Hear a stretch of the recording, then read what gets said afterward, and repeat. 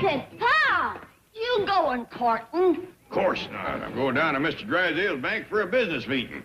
You seen Jethro? Yes, sir. He's in the kitchen messing with his chemistry set. Well, tell him to fetch the truck around. Yes, sir, Pa. Him and his fool chemistry set. Look what he done to my hair. How'd he do that? Invented something called Bodine hair darkener. Turned me into a platinum blonde. Now shine to it. Shine, it glows in the dark.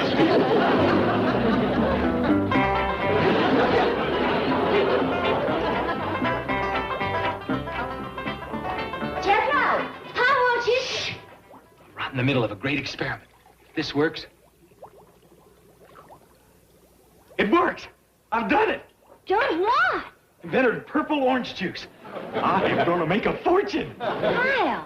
How? When somebody comes along and needs purple orange juice, they's gonna have to deal with me. Granny's gonna turn purple when she sees this mess. Pa wants you to drive him down to the bank. Hot dog. That'll give me a chance to show him my greatest discovery of all. What's that?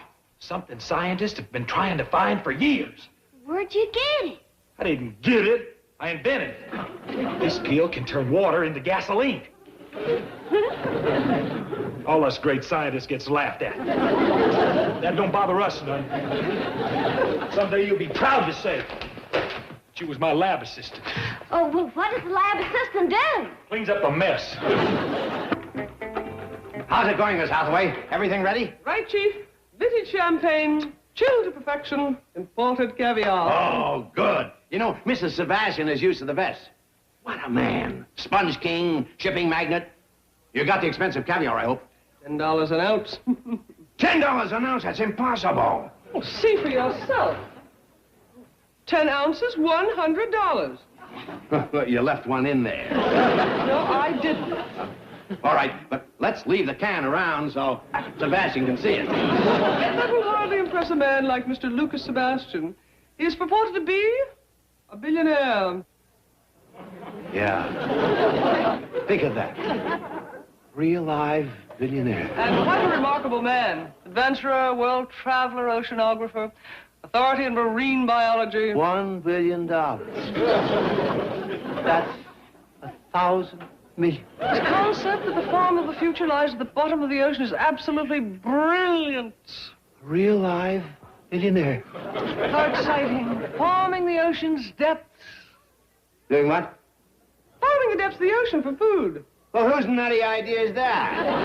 Mr. Sebastian. Oh, brilliant, brilliant. You mean you didn't ask why he wants to organize a syndicate? Look, when you get a chance to hook up with a man like Lucas Sebastian, you don't go asking foolish questions. Everything that man touches turns to gold.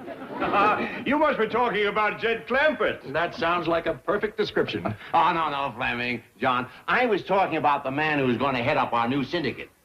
Lucas Sebastian. What are we going to finance? Home movies? Oh, of course not. Mr. Sebastian wants you to see a film about this project. Yes, he has a brilliant plan to farm the depths of the ocean. Farm the depths of the ocean? How does that sound to you, Fleming? Well, if Jed Clampett goes for it, you can count me in. He's yet to make a wrong move. One of the shrewdest investors I've ever seen. Yes, I make all his investments. You know, a classic example is that broken-down movie studio he picked up for a song. $5 million, wasn't it? 5.5. Hear that? $5.5 million. And I'll bet anything he's worth 25 today. The man's a genius. It's my idea. I'm the genius. By the way, Milton, where is Clampett? He's coming, isn't he? Well, of course he's coming. And when he gets here, he'll tell you himself that I'm the brains behind his every move. So, put together a little of this and a little of that and come up with a Bodine gasoline pill. You drop it in a tank of water and a car will run on it, huh? Yes, sir. We's running on it right now. Seem to be chugging along good as ever. Makes no difference. I'll switch back to the gasoline tank so you can see for yourself.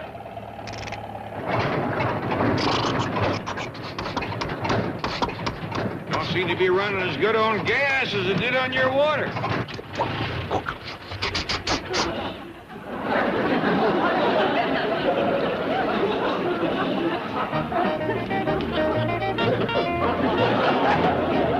Uh-oh. Uh-oh, what? Got the valve in backwards. We've been running on gas. Right now, he's running on water. Right now, we ain't running. I'll switch back to gas.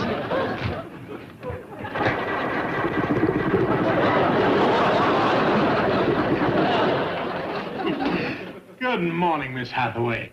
Why, Mr. Sebastian, I have your film all ready to project. Oh, thank you.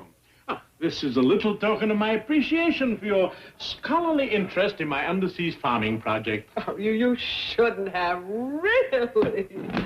Oh, my goodness. Why, it's a sponge? Yes, one of the finest ever brought up by my divers. Well, why, it's absolutely magnificent, just beautiful. I'm glad you like it. Yes.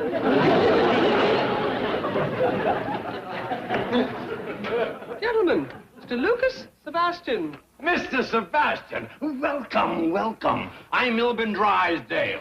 This is a great honor, a great pleasure. How do you do, sir? You know, meeting you is a privilege I've been looking forward to for many years, and I'd like to present Mr. Fleming Pendleton and Mr. John Cannaday. Mr. Drysdale, my hand. What about it? I'd like it back. Gentlemen, shake hands with Mr. Lucas Sebastian. Oh, Sebastian. How do you do, sir? How do you do, Mr. Sebastian? Sit down, sit down. Have some champagne, caviar. No, I'm on a very strict diet. What? Yes, if you don't mind, I think I'll sit over there where I won't be tempted. Diet?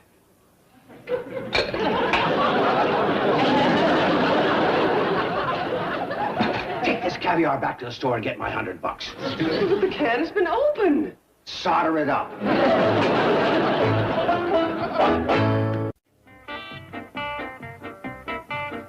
Right now, Uncle Jed. Step down on that old starter.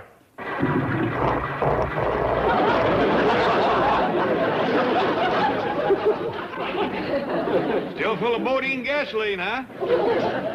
But I'll get it running. Well, I better commence walking. I'm late now. Hey, no, Uncle Jed. I promised I'd get you to the bank on this truck, and I'm gonna do it. How? You steer, I'll push.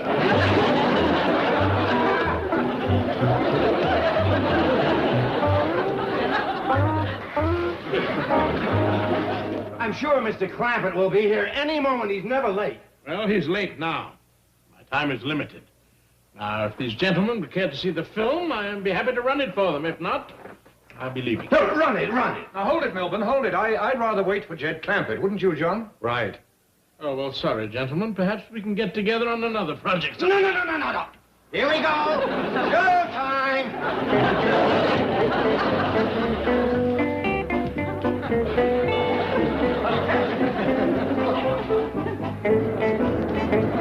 Take it easy, Jethro. Not so fast. Yeah, gentlemen. Beneath the oceans that cover 70% of our globe lie the fields and farms of the future.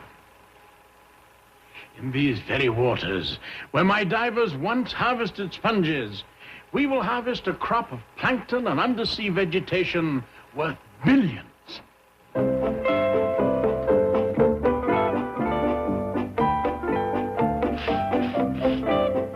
Well, gentlemen, the purpose of this syndicate is to develop and build the heavy equipment necessary for submarine harvesting on a commercially practical scale.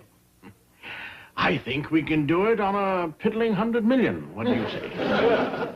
They're in. Right, gentlemen? Well, we'd like to caucus for a moment in the outer office. Oh, well, please be brief. I'm due at my club in 10 minutes. Won't be a moment.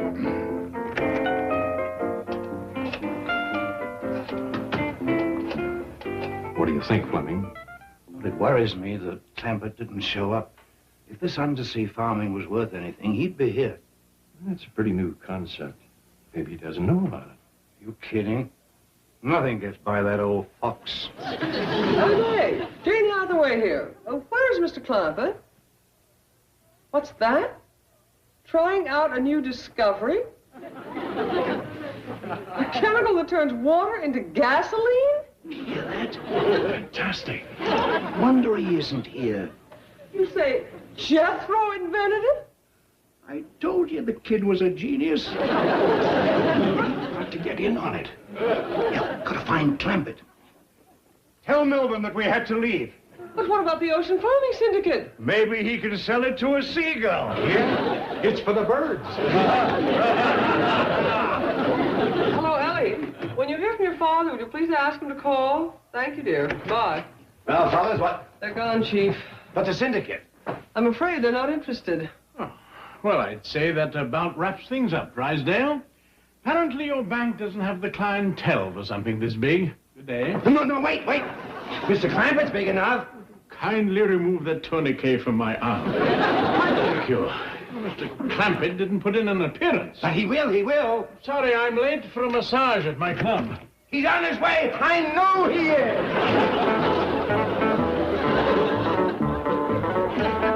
Ready, commence, slow down. Jethro, I gotta make a turn at the next corner. Jethro, I say slow down. Jethro!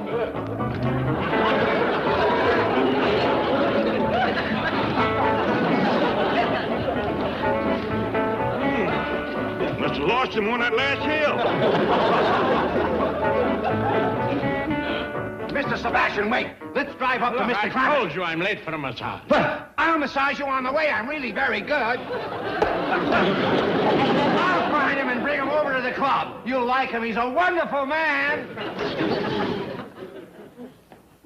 Miss Hathaway? Mr. Clampett, where have you been? Everyone's looking for you. Well, I had a little inventor trouble. Is the syndicate meeting over? Yes, but there's still time for you to get together with Mr. Sebastian, and it's very important that you do. How come?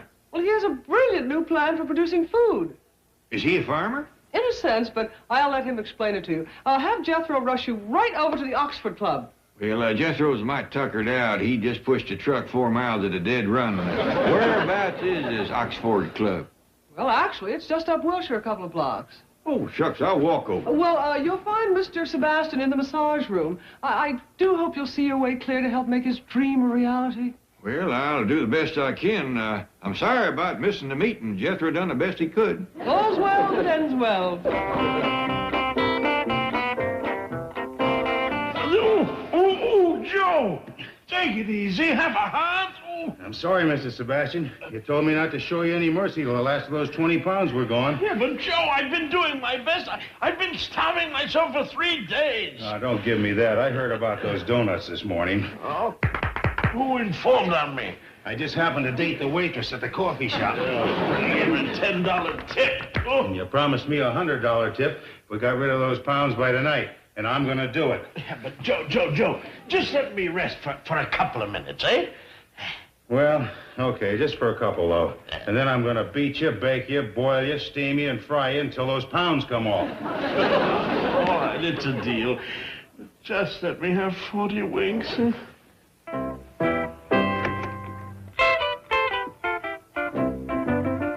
Yes, sir. Something I can do for you?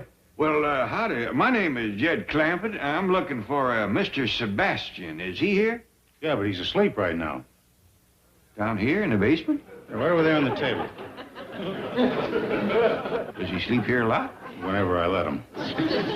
Well, maybe I better go and come back another time. Was he expecting you? Well, I kind of think he's hoping I'll drop by. Well, maybe I better let him know you're here then. Well, no, I wouldn't. Oh, that's all right. I was going to wake him up to work him over anyway. Okay, nap time's up. There's a Mr. Clampett here to see you. Oh, how do you do, Mr. Clampett? Howdy, Mr. Sebastian. I'll shower and get dressed. Oh, no, you don't. You're going to stay right here. You've paid for those donuts. Now, here, hold on there. No. He's right, Mr. Clampett. I ate those donuts, and this is the only way I can pay the price. Well, let me pay. Oh. Well, it's better get beat up. You don't understand, Mr. Clampett. I just have to learn how to keep away from food. Well, you starved. I have been starving. 3 days. By doggies, Mr. Sebastian, I got to admire your pride. Pound away, Joe.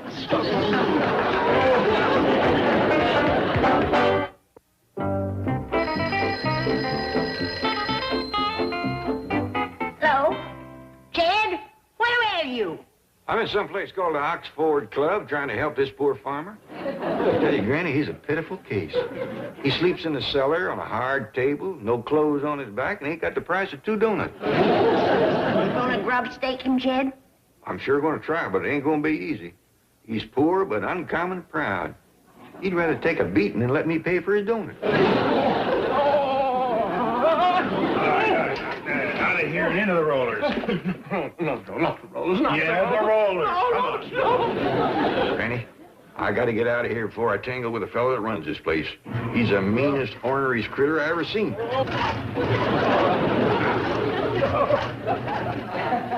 Poor Mr. Sebastian can't pay him the money he owes, and dogged if this rascal ain't determined to squeeze it out of his hide. Fetch the poor fella home, Jed. Leastways, we can give him bed and board. Okay, into the sweat box. Oh, no, Joe, no. No, not the torture chamber, Joe. Let me ride the bicycle. In the box.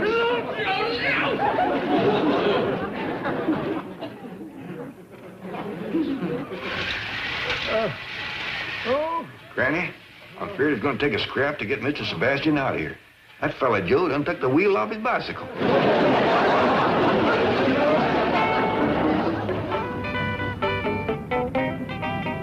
Sure do thank you for towing me home, Miss Jane. That's all right, dear boy. Glad to do it. Jethro, I still think I should have towed you to a garage to have this engine reassembled. Heck fire, Miss Jane. I can fix it. All I got to do is figure out where to connect these leftovers. Well, bon chance. I want your Uncle Jed to have this. He and Mr. Sebastian may be going into business together.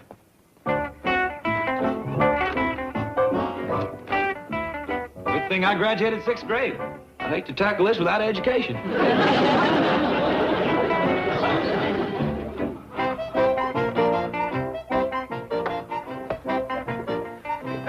You know, Joe, I just weighed myself and I'm down to, Joe. Joe, where are you? Oh, let me out of here. Get me out of this thing.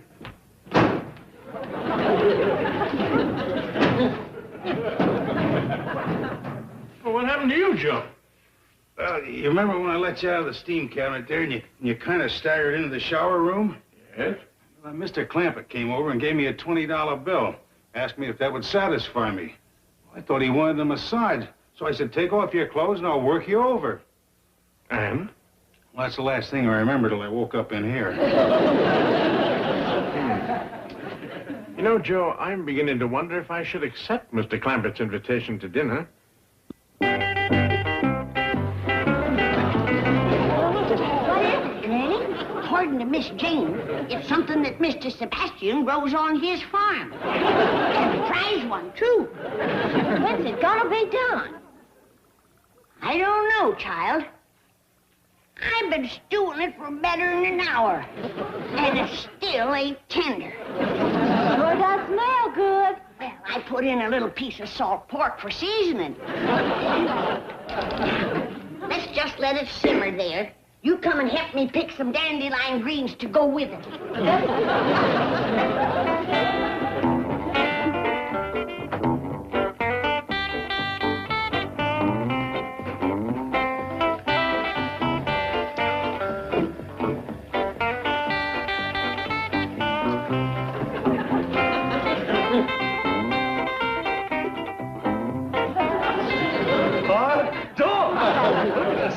Mushroom.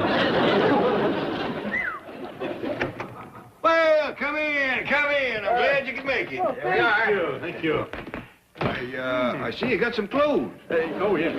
Mrs. Sebastian was telling me that's hand-loomed Irish tweed. Got it on Bond Street. Now, don't you worry. It looks fine. Want to borrow my razor? I got a little surprise for you, Mr. Sebastian. You hungry? Oh, I've never been so hungry in my life.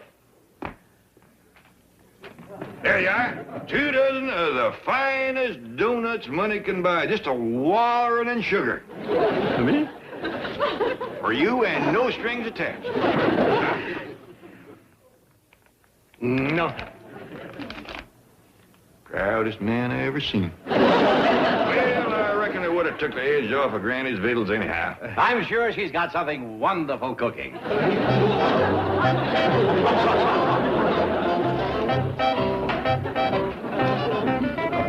Just dump them right in the kettle. The kettle's empty. Empty? Yes, ma'am. Started out just to have a taste, but you know me and mushrooms. You ate the whole thing? Yes, ma'am. Didn't have a lot of flavor, but it was mighty filling. I've never seen anything soak up so much gravy.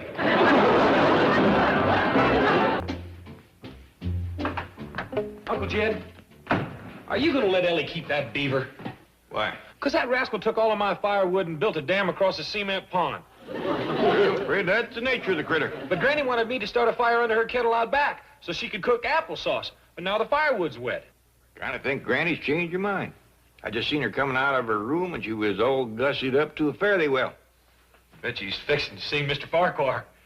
She has kind of perked up since he come to town. Jethro, did you get the fire going under my applesauce kettle? No, ma'am. Well, get out and get at it. But, Granny, the wood's wet. Well, build a fire and dry it out. Hey, that's a good idea. Thank you. I declare, Jed, that boy. Hey, Granny, if the wood's wet, how can I start a... Get! Granny, you're mighty fancied up for applesauce making, ain't you? Well, the smell of it cooking generally brings a neighbor or two. Like Mr. Farquhar? Who? Mr. Ideal Paul. Oh. Oh, the old gentleman from Boston. Is he still visiting next door? Reckon he is, seeing as how we only got here yesterday. Uh-huh. Warm up your coffee? Thank you. He seems to be a gentleman of high quality. Who's that? Farquhar? You still talking about him? Well, I was, but I can change the subject. I see by the news that we're having an unusual warm spell. Weatherman says it might last through the week. I hear he's a widower. Who's that? Oh, Mr. Farquhar, whatever his name is. That's it. Low Redlings Farquhar. That's a grand name, isn't it? I suppose so. So we're in for a warm spell, are we? That's what the weatherman says. Matter of fact, Ellie Mae's in swimming. I bet he ain't used to it being so warm. Mr. Farquhar? Now, there you go again. Just can't stay on one subject, can you?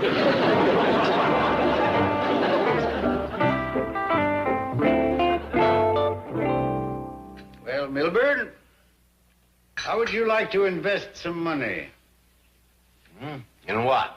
I have a little property up in Las Vegas. You have property in Las Vegas? Yes, one of the hotels there is holding my suitcase. Forget it.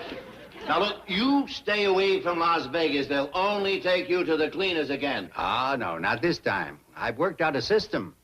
All I need is financing, and I'll make a killing. You leaving so soon, Milburn? Yes, I have to be getting to the office. Yeah, I'll be down to see you later, Milburn. We'll discuss a little financial business. Oh, Milburn, what an honor. Daddy very seldom lowers himself to discuss money. You should be deeply touched. I'm sure I will be. Daddy, it's so kind of you to let Milburn's bank handle your transactions. Well, if I'm going to give someone the business, it might as well be Milburn. Margaret, what is it? Do you smell smoke? Yes. Oh, it's those dreadful Clampetts. They built a fire beside the swimming pool again. What for? Oh, Granny is always cooking some vile thing out there. Soap or sorghum. $50 million and she makes her own soap? They don't spend their money. Have you noticed Ellie Mae? Oh, yes. Have you noticed how she runs around in those faded old blue jeans? Yes. Tight, aren't they? What? Tight.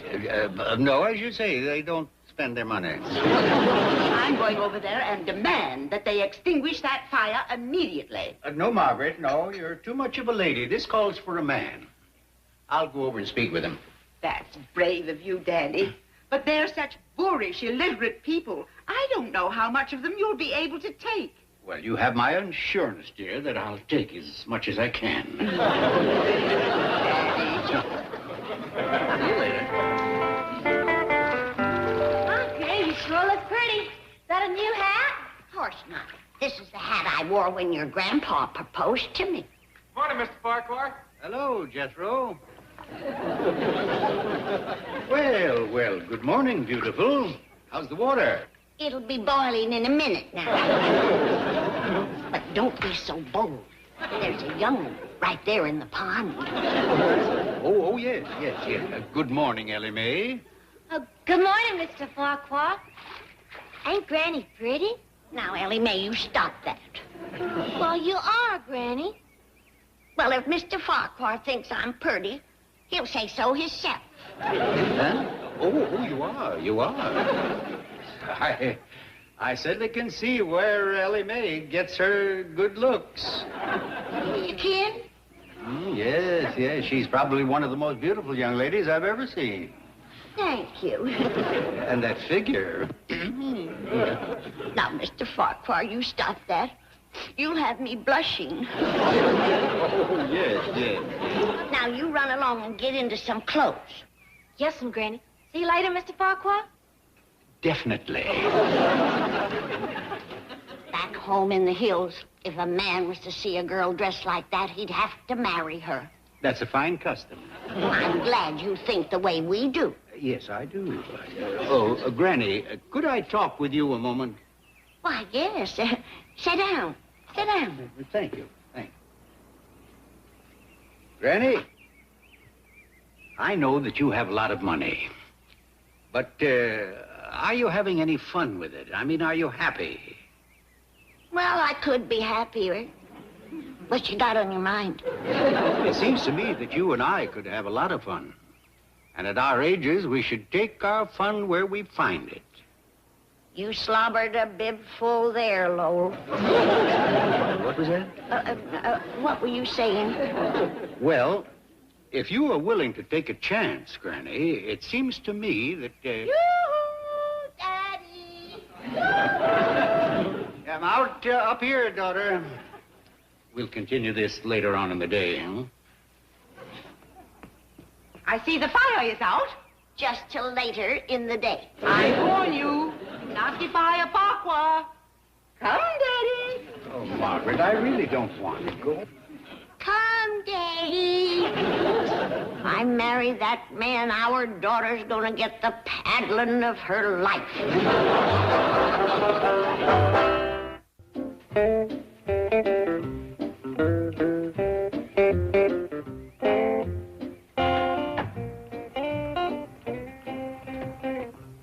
How long you aim to sit here with this gun?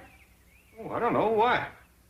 Well, if somebody was to come calling, you might scare him off. Especially an elderly city fella that's not used to our ways. Somebody in the neighborhood just visiting from out of town. You mean like Mr. Farquhar? Now, what made you think of him? Just a wild guess. Granny? Granny, I finally got your kindling wood for you. Remember that cider keg I had down the cellar? Why, there was a good 5 gallons of cider left in that keg. I know. That's what took me so long. Couldn't let it all go to waste. Put that keg back together again. Well, what about the applesauce fire? Ain't gonna make no applesauce. Now, do as I tell you. Yes, ma'am. Not in front of the door. Suppose company was to come. Like Mr. Farquhar? Now, who said anything about Mr. Farquhar? Don't reckon you're all dressed up like that for the trash collector. You got a big mouth, boy. Why, thank you. You pretty near got to drink 5 gallons of cider out of a keg. Hey, everybody, look at this. I learned old Hiram to be a watchdog. Show him what you'll do if a stranger comes around. What have I done to deserve this? Well, shucks, Granny. Old Hiram just wants to earn his keep. Well, get him out of here. Hear that, Hiram? Go guard the place. What's the use? Jeb Stewart and his cavalry couldn't get through to me, let alone poor little Mr. Farquhar. Mr. Farquhar? I didn't say that. I was just using him as a for instance. I think Mr. Farquhar's got a case on you, Granny. Hey, Granny, are you going to marry up with him? Bet you so. She was sidling up to him like a bird to a honey tree. Jed, do I have to sit here and listen to this? Of course not. Now, young'uns, no more talk about Mr. For Instance. You don't think you're so smart. Well, I have news for you. Somebody's gonna be leaving home soon. Now, Granny, you ain't leaving home. You bet I ain't. But you and these big-mouth young'uns is. And you can take that big mouth with you, too. Do you get the feeling that Granny'd like us to make ourselves scarce? I don't. She told me to fix this keg. I'm getting a feeling, Uncle Jim. Let's take a drive into town. Granny, when do you want us to come back? I'll call you and let you know. Well, how will you know where we are? I'll ask you when I call.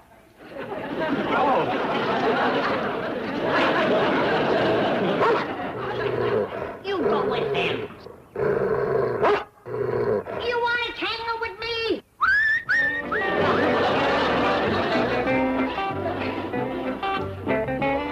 He's coming.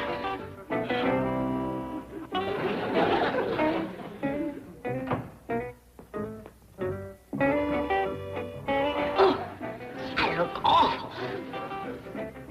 Land sakes, it's still got gravy in it.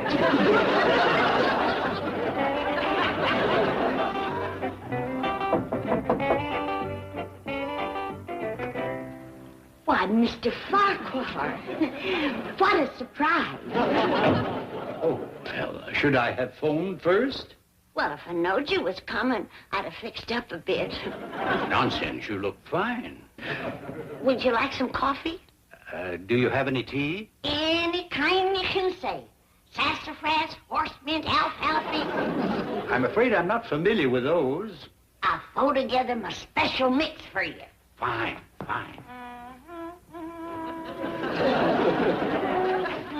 Where is the rest of the family? Who knows? Out gallivanting as usual. And you're here all alone, huh? Oh, I get used to being lonely. Your family kind of loses interest in you when you're over 50.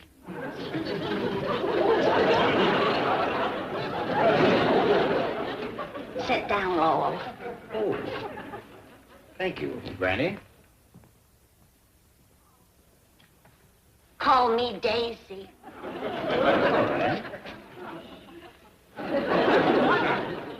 Daisy, I realize we only met yesterday. This is going to seem awfully sudden. It might not. Try me. But I sensed immediately that you and I were birds of a feather, both looking for a little excitement in the autumn of our lives. I hear you talking. Are you like me, not afraid to take a chance, to gamble a little? Heck, Fire Lowell, at our age, every day's a gamble. I figure if I wake up in the morning, I'm a winner. That's the spirit. Daisy, I have a proposal to make. Yes, Lowell. You and I could become partners. Yes? Put our fortunes together. Yes? Go up to Las Vegas. Yes?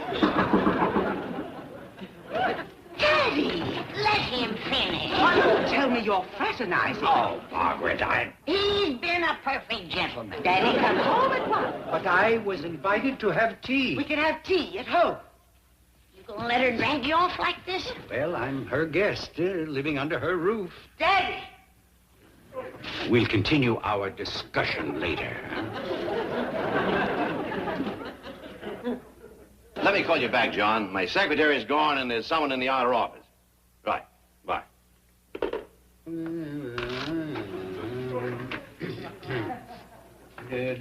Oh, hello, Milburn, my boy. How'd you like to play a game of blackjack? Forget it. I'll show you the system I'm going to use when I get to Las Vegas. You can forget that, too, because you're not going to get a dime out of me, not a penny. Oh, I've got my financing for Las Vegas. A rich widow. Really?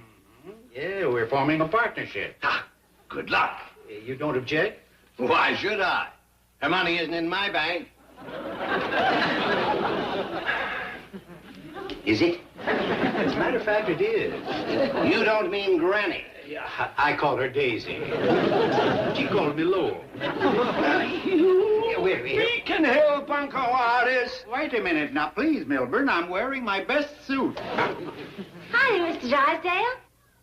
Hey, Pa, look, here's Mr. Farquhar. Excuse me. Where? Mr. Clampett, wait. No violence, please. He's going right back to Boston. Mr. Farquhar? Yes, I promise you he will never see Granny again. Well, that's bad news. I just come over here to tell you how pleased I am about him and Granny. Pleased? Pleased as punch. I ain't seen Granny so happy since she left the hills. But he'll spend Granny's money. Well, good. She sure ain't spending none of it. Now, if you don't mind, I'd like to see Mr. Farquhar and try to talk him out of going back to Boston. Oh, me too. And together we can do it. Oh, I'm so glad you like my father-in-law. Well, for a fact, what's more important, Granny likes it. Oh, he's a fine old gentleman. Daddy Farquhar, where are you? Well, he's in there.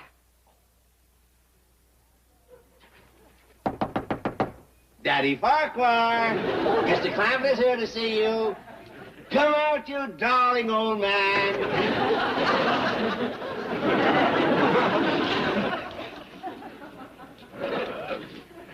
You're not angry with me, are you, Mr. Clampett? Shucks, no. I'm just hoping you won't go back to Boston. Oh, he won't. He won't. Mr. Clampett knows about you and Granny, and he approves. You bet I do. Now, why don't you come home with me? I know Granny's looking for you. Yeah, well, Margaret told me. I'll take care of Margaret. You go with the money. Mr. Clampett. Come on, Ellie. We've been looking all over for you, Granny. Mr. Farquhar, come home with us. He's waiting in the parlor right now. I think he's going to ask you for your hand. I'll lay out your courting dress. I'll entertain Mr. Farquhar. I'll stir your applesauce for you. Just hold everything, everybody. I have decided I ain't gonna marry Mr. Farquhar. What? Why not? 'Cause I've come to my senses, that's why not. I've been acting like a bubble-headed schoolgirl. No demand 24 hours, and I was ready to elope with him to Las Vegas. Shame on me. Ow! Why'd you hit me? 'Cause I'm mad and you're handy. It's going to be an awful blow to Mr. Farquhar. All the way home, he was talking about going to Las Vegas with you. Yeah, he said with you behind him, there was no limit to what he could do. He should know better himself, a man of his age, letting his head be turned by a pretty face. Well, maybe you ought to postpone it for a while to get to know each other better. No, it wouldn't work, Ted. I could never get along with that daughter of his. Spiteful woman. Ow! Well, you can't just let him sit in the parlor and stew. Well, I'll go talk to him. Stir my sauce, Jethro. Yes, ma'am. Want me to lay out your courting dress? No, Ellie, it's gonna be hard enough on him as it is. No use busting them up altogether.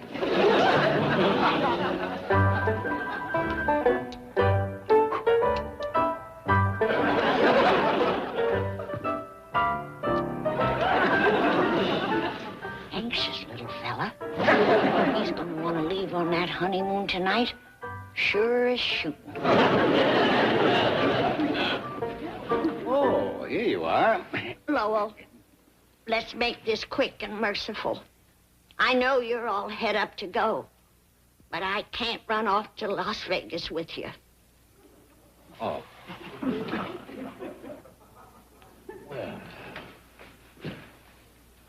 Well, then, supposing I go along without you.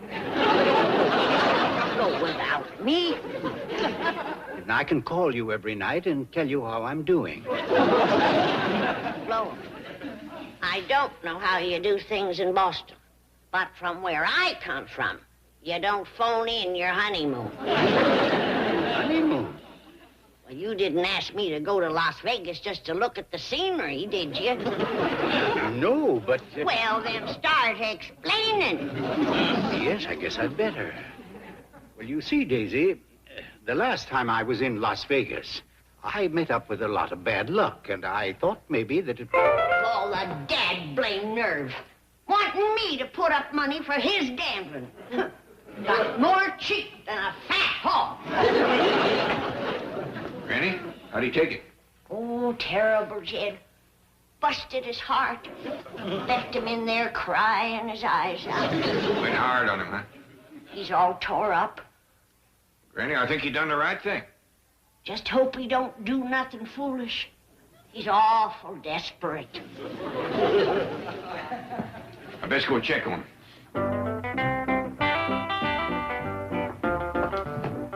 Oh, Mr. Clambert, I suppose Granny told you what happened? Yeah, I reckon you're pretty disappointed. Yes, I surely am. Mr. Clambert, would you like to go to Las Vegas with me? No? I'll find someone. About as desperate as anybody I ever seen. What's all the commotion? Well, Jethro's looking for us. Went tearing off through the parlor. Want me to go catch him? No, you might as well let him make the circle through the kitchen. He'll be back. Uncle Jed! Granny! Ellie Mae! Uncle Jed! Granny! Ellie Mae! Uncle Jed! I hear Jethro calling. Yes'm, Granny. He's circling through the house looking for us. Best clear the doorway, Granny. He'll come tearing through there any minute. No, he won't. I just scrubbed the library floor and locked the door so nobody could track us. Uncle Jed! Greatest news for you. I'm gonna be on Jethro. You just busted through a door. I did? I wondered what that noise was. Let me tell you about the news. I finally decided on my life's calling. Again? This time it's for sure. I mean, this job is a natural. Well, what is it? I'm gonna be a 5-star general. General? 5-star general. That's the highest there is. Well, I thought you had your heart set on being a double-note spy. Not no more. Why, everybody and their dog is took up spying. But there's only one or maybe 2 5-star generals in the whole country. You think you can be one, huh? Well, Uncle Jed, I'm cut out for it. Well, I got everything it takes. Leadership ability, a cool, alert mind, and unusual intelligence. Jed, this is all that is worth saving of that door. The rest is just kindling. Yeah, Jethro's kind of wrought up. He just stumbled onto his last calling again. What is it this time? I'm gonna be a general in the army. Not ours, I hope. Found some more, Granny. Here, boy. Build a door around this stuff. I can't right now, Granny. Got to commence packing for West Point. West Point? What's that? Well, that's where you learn to be a general. It's what you call a military school. Are you aiming to spend the rest of your life in school? You done graduated from the 6th grade. But at West Point, you learn soldiering, too. Sound like the boy's been studying up on the place. Whereabouts is this West Point? Well, I don't know. Well, how you expect to find it? I don't know that either. Well, even if you do find it, how you know they'll take you in? Because like I told you, I got everything they's looking for. Leadership ability, a cool, alert mind, and unusual intelligence. Yeah. Yeah. Just so we can write your ma, maybe we better find out a little more about this West Point. Well, maybe Mr. Drysdale can help us. Likely he could. Let's go see him. Oh, can I go to West Point, too? Ellie Mae, West Point is full of soldiers. Well, Pa, can I go to West Point, too? Forget it, Ellie. What a bunch of soldiers gonna want with a girl around? I just gotta have a talk with that boy.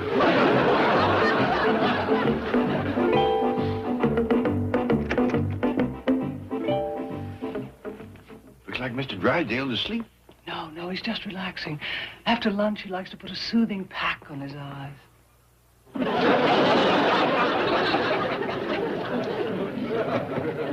Chief. Mr. Drysdale. Gina. Chief, wake up. Oh, what a wonderful dream. I was all alone with Gina Lola Brigida. Gee. She made $500,000 deposit. Mr. Clampett, Jethro, come in. Sorry to bother you, Mr. Drysdale. No, it's always a pleasure. What can I do for you? Well, Jethro here has got a favor he'd like to ask you. Well, you just ask away, anything at all. I'd like to go to West Point. Well, that's no problem. West Point? You, Jethro? Why, ain't it a good school? Yes, it's one of the finest schools in the world. Well, boy, it looks like you made a good choice. Can you fix it for him to get in, Mr. Drysdale? Well, Mr. Clampett, in order for a young man to enter West Point, he has to have, it must... Explain, Miss Hathaway. Well, first of all, the scholastic requirements for qualification are exceedingly stringent. He must have a great deal of academic preparation. Are you saying it takes a heap of schooling to get in?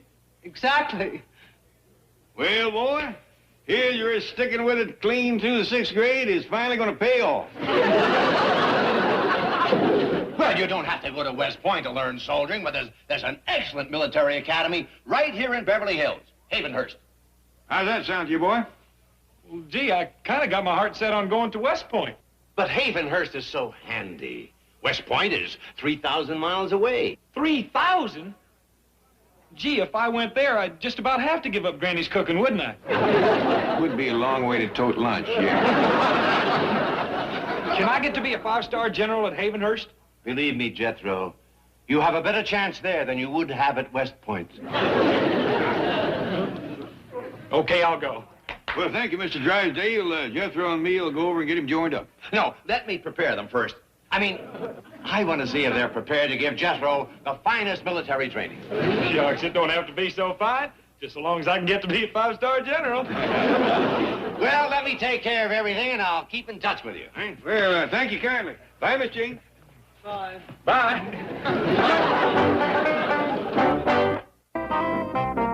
Well, Granny, looks like this boy's going to be back in school real soon now. Military school. Mr. Drysdale's getting me in. It's right here in Beverly Hills. I can eat at home.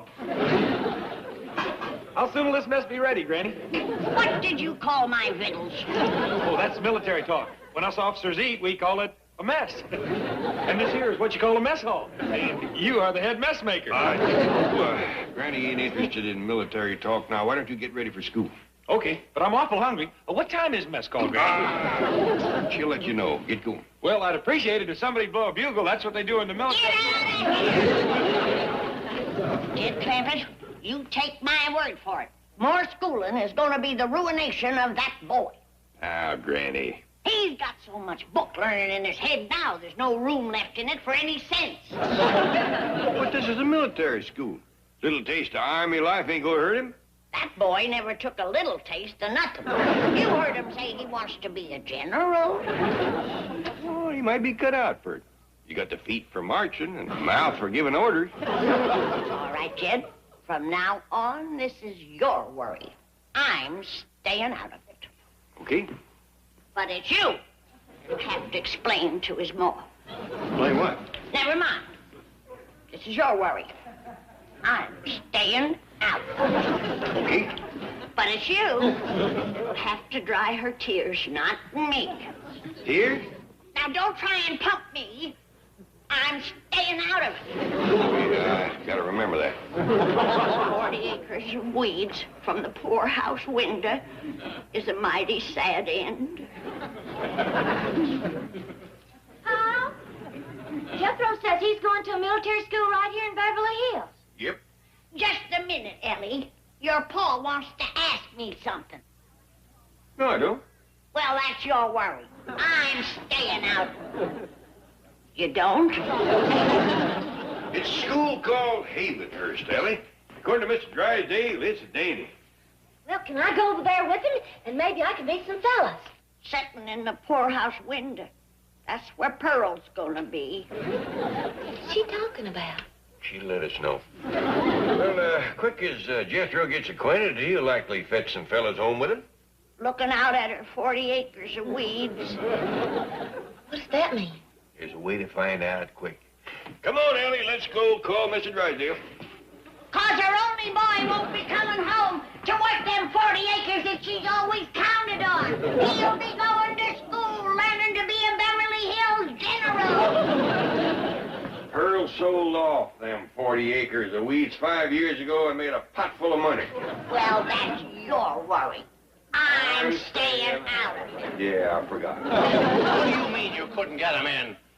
Now, I gave my word to Jed Clampett, and when I give my word, I expect you to keep it. I did my best, Chief. I pleaded with the commandant, but he was adamant. Jethro will have to come in for a personal interview and take the standard entrance examination. Baloney. But the commandant said... Oh, nuts to the commandant. He's used to pushing little kids around. Well, let's see what happens when somebody looks him in the eye and tells him where to head in. Now, get back there and try. I'm going to lunch. Chief, please. What now, Miss Hathaway? What now? I've told you what to do and how to do it. What more do you want? I want you to do it. After all, it was your idea. Well, there you are. I've done the executive thinking. I've created the master plan. Now, it's up to you. Chief, we have been through that. I am not going back. Are you disobeying a direct order? Yes. Miss Hathaway, need I remind you that it's almost Christmas bonus time? Mr. Drysdale, I have been with you for 10 years, and you have never yet given anyone a Christmas bonus. Well, is this any way to get me to start? All right, I'll do it myself. If you need me, I'll be at Havenhurst, in the office of the commandant, chewing him out.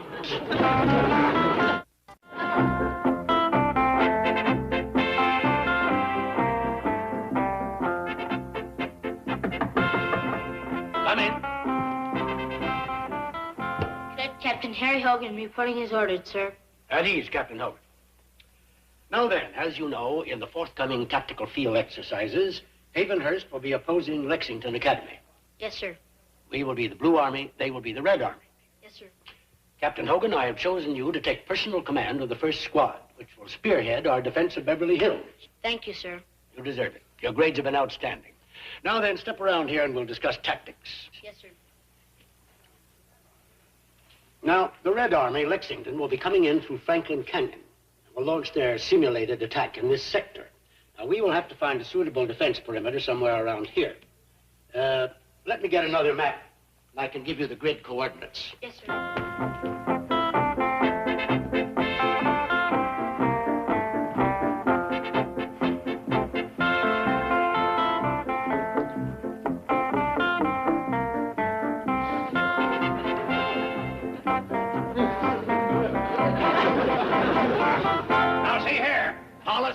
Let's get something straight. But, sir... You speak when I give you permission. Now, I have a boy I want enrolled in this school, and don't give me any hogwash about entrance exams and personal interviews. Is that clear? Perfectly. Hey, kid, your voice is changing. Who are you, sir, and what do you want? Oh, but he's... Oh, I guess I must have been... Yes, you did. I am Colonel Hollis. I'm Milburn Drysdale, sir. Any matters involving enrollment must come through me. Well, couldn't I talk to him? He seems very confident. What? Well, I know how busy you are, sir, running this fine school. I believe I heard you say that our entrance requirements were hogwash. Oh, no, sir. I was just joking with the little nipper. Oh, he's a fine lad. The boy you mentioned must come in for a personal interview and take an entrance examination. Oh, yes, sir. He's a fine lad, too. Oh, you'll like him, sir. How old is he? Well, he's kind of big for his age. Nice, tall, husky boy. Been to elementary school. Oh, what is he, 9, 10? Oh, no, he's not that tall. Maybe you'd like to take my word about him. Just go ahead and enroll him. Bring him in. Yes, sir. Thank you, sir. Howdy, Miss Jane. Heard the news? Mr. Drysdale's getting me into the Havenhurst Military Academy. Here you are, Jethro. Use my office to change your clothes. Yes, sir. Yes, sir. Well, congratulations, Chief. How did you do it? Easy. The minute I walked into the commandant's office, I took charge. I didn't let him bluff me like he did you. He seems so stern, so forceful. You know, you're like a lot of civilians, cowed by a uniform. But not me. I walked over to his desk, I picked up his nameplate, and I said, "See here, Hollis, let's get something straight." And he said, "But, sir, And I said, you speak when I give you permission. Sir, that took a lot of courage. Bah, don't forget I was in the Army myself for 4 years. I can't wait to see Jethro in his uniform. Oh, there's plenty of time for that. Have you been to lunch? No, not yet. Well, you better go now. Take an extra long one. Half hour.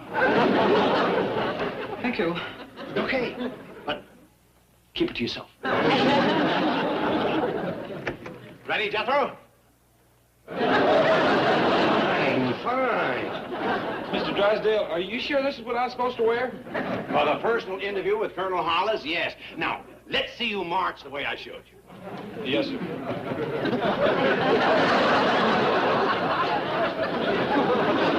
That's it. Excellent. All right, let's go. Oh, you better put this around you before we get to Havenhurst. Well, I'll be glad when I get my uniform. I sure don't feel much like a 5-star general with this on.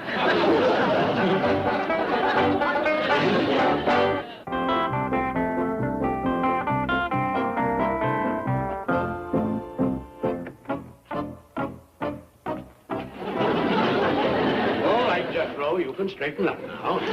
Thank you. My knees is killing me. Mr. Drysdale, I'd like to see you alone. I didn't know he was that big. Oh, he sure fooled me. If you will, please. Gee, I was embarrassed when I saw him wearing that outfit. But you know how it is. Some parents try to keep their children from growing up. Someone should tell his they lost. Well, obviously he doesn't fit the Havenhurst image. Well, he could get used to marching like this. Well, how did he do in the entrance exam? We didn't get that far. During the interview, it came out that his uncle's estate is located right here on this high ground overlooking Franklin Canyon. Oh, yes, he owns 12 acres right along that ridge. Perfect defensive terrain. Why, from this position, we could pin down their assault, counterattack on the flank, and save Beverly Hills. Save Beverly Hills? What? Lexington Military Academy. Every year we oppose them in tactical field exercises, and they've beaten us 9 years in a row. Oh, I see. But with the Clampett estate as our defensive perimeter, why, the referees would give us the victory on strategy alone. That's very interesting. Sit down, Drysdale. Let's talk. No, you sit down. I'll talk. Now, see here, Hollis. Let's get something straight.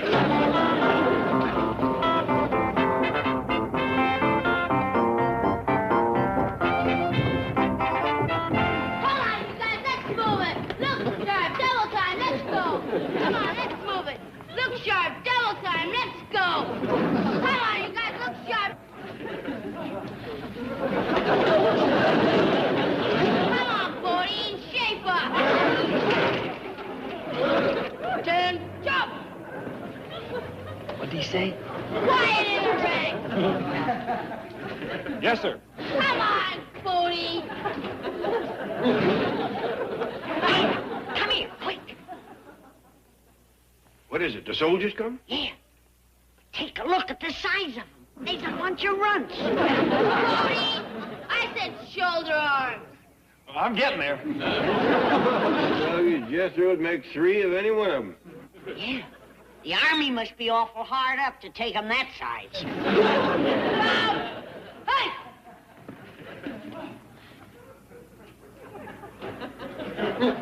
Bodie! Yeah? Oh, you want me to turn around, huh? If you don't mind. No. Hey, Uncle Jed! Granny, look at me. I'm in the Army. Bodie, you're at attention. Well, that's my Uncle Jed and Granny. They live here. Quiet! Mr. Clampett, sir. Captain Hogan, commanding the 1st Squad Able Company. Well, howdy, Captain. This here is Granny. Ma'am? How old are you, Sonny? 9. 9. Well, almost. Has Colonel Hollis arrived, sir? No, you're the first ones to get here. Then I'll take charge and deploy my men along the defense perimeter. We're expecting the offensive to begin at exactly 1500 hours. Poor little fella. Ain't even old enough to tell time.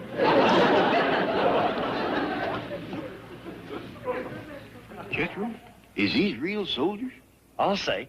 He's gonna defend Beverly Hills against the Red Army. The dickens you say? Mr. Clampett, sir, I must ask you not to converse with my troops. Well, I'm sorry, Captain, but my nephew here just told me that the Red Army is coming. That's right, sir. All civilians will please stay out of the battle area. Look! Hey! Well, excuse me, Captain, but is this all the army you got? No, sir. 2 more squads on the way. Port! Arms! Well, excuse me again, Captain, but is the fellers in them other 2 squads any older? No, sir. This is the senior squad. We're spearheading the defense.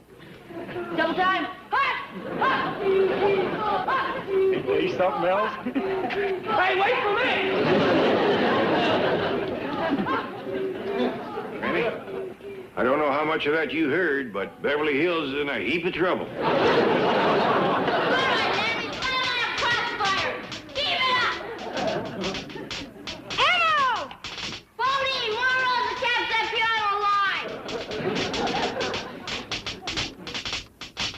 I'm tired of passing out cabs. I'm gonna do some shooting now. Bonnie! What you want? Come here! But I ain't had a chance. Quiet! You big meathead. You goof up once more and I'll bust you solo. You have to salute civilians. Do you read me, Bodie? Well, I hear you, if that's what you mean. Captain, sir, we got the Red Army on the run. After the main counterattack! And you, Bodie, bring ammo on a double.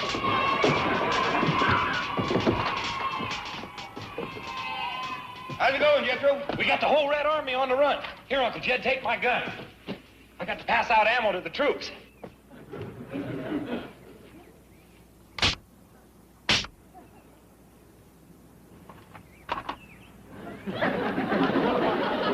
That dog is Granny. We don't have to worry about the U.S. Army. They is little but uncommon spunky. What you mean? Them young'uns is whipping the whole Red Army with nothing but cap guns. The transition from the stalled truck and Jethro's automotive experiments into the polished interior of the Commerce Bank marks one of the composite script's most elegant shifts in tone and setting. Where the preceding sequences thrived on domestic chaos and physical improvisation, the bank scenes introduce a world of deliberate calculation, social performance and financial ambition. At the center of this world stands Milburn Drysdale, the ever-anxious banker whose devotion to the Clampett fortune is matched only by his hunger for ever larger opportunities. The script presents him in full preparatory mode, overseeing the final details of a meeting that he believes will elevate both his professional standing and the already considerable wealth under his management. "How's it going, Miss Hathaway?" he inquires, and the reply from his devoted secretary establishes the careful staging of the occasion. "Everything ready, right, Chief? Vintage champagne chilled to perfection, imported caviar, oh good." The attention to luxury goods is itself a source of quiet comedy. Miss Hathaway has secured caviar at $10 an ounce, a detail that prompts Drysdale's momentary disbelief and subsequent insistence that the open can remain visible so that the guest of honor may be properly impressed. "You left one in there." "No, I didn't." "All right, but let's leave the can around so Sebastian can see it." The exchange reveals volumes about Drysdale's character. He is not merely hosting a business meeting, he is constructing a stage set designed to signal sophistication and financial seriousness. The caviar becomes a prop in a performance of wealth, even as the banker's own anxiety about cost undercuts the intended grandeur. In the cultural context of the mid-1960s, such displays of imported luxury carried particular resonance. The post-war boom had created a new class of consumers eager to demonstrate refinement through European products, and Drysdale's careful orchestration of champagne and caviar places him firmly within that aspirational current. The guest of honor, Lucas Sebastian, arrives trailing a reputation that the script carefully inflates through Drysdale's breathless exposition. He is purported to be a billionaire. Yeah, think of that, real live billionaire, and what a remarkable man, adventurer, world traveler, oceanographer, authority in marine biology, won $1 billion, that's 1,000 million.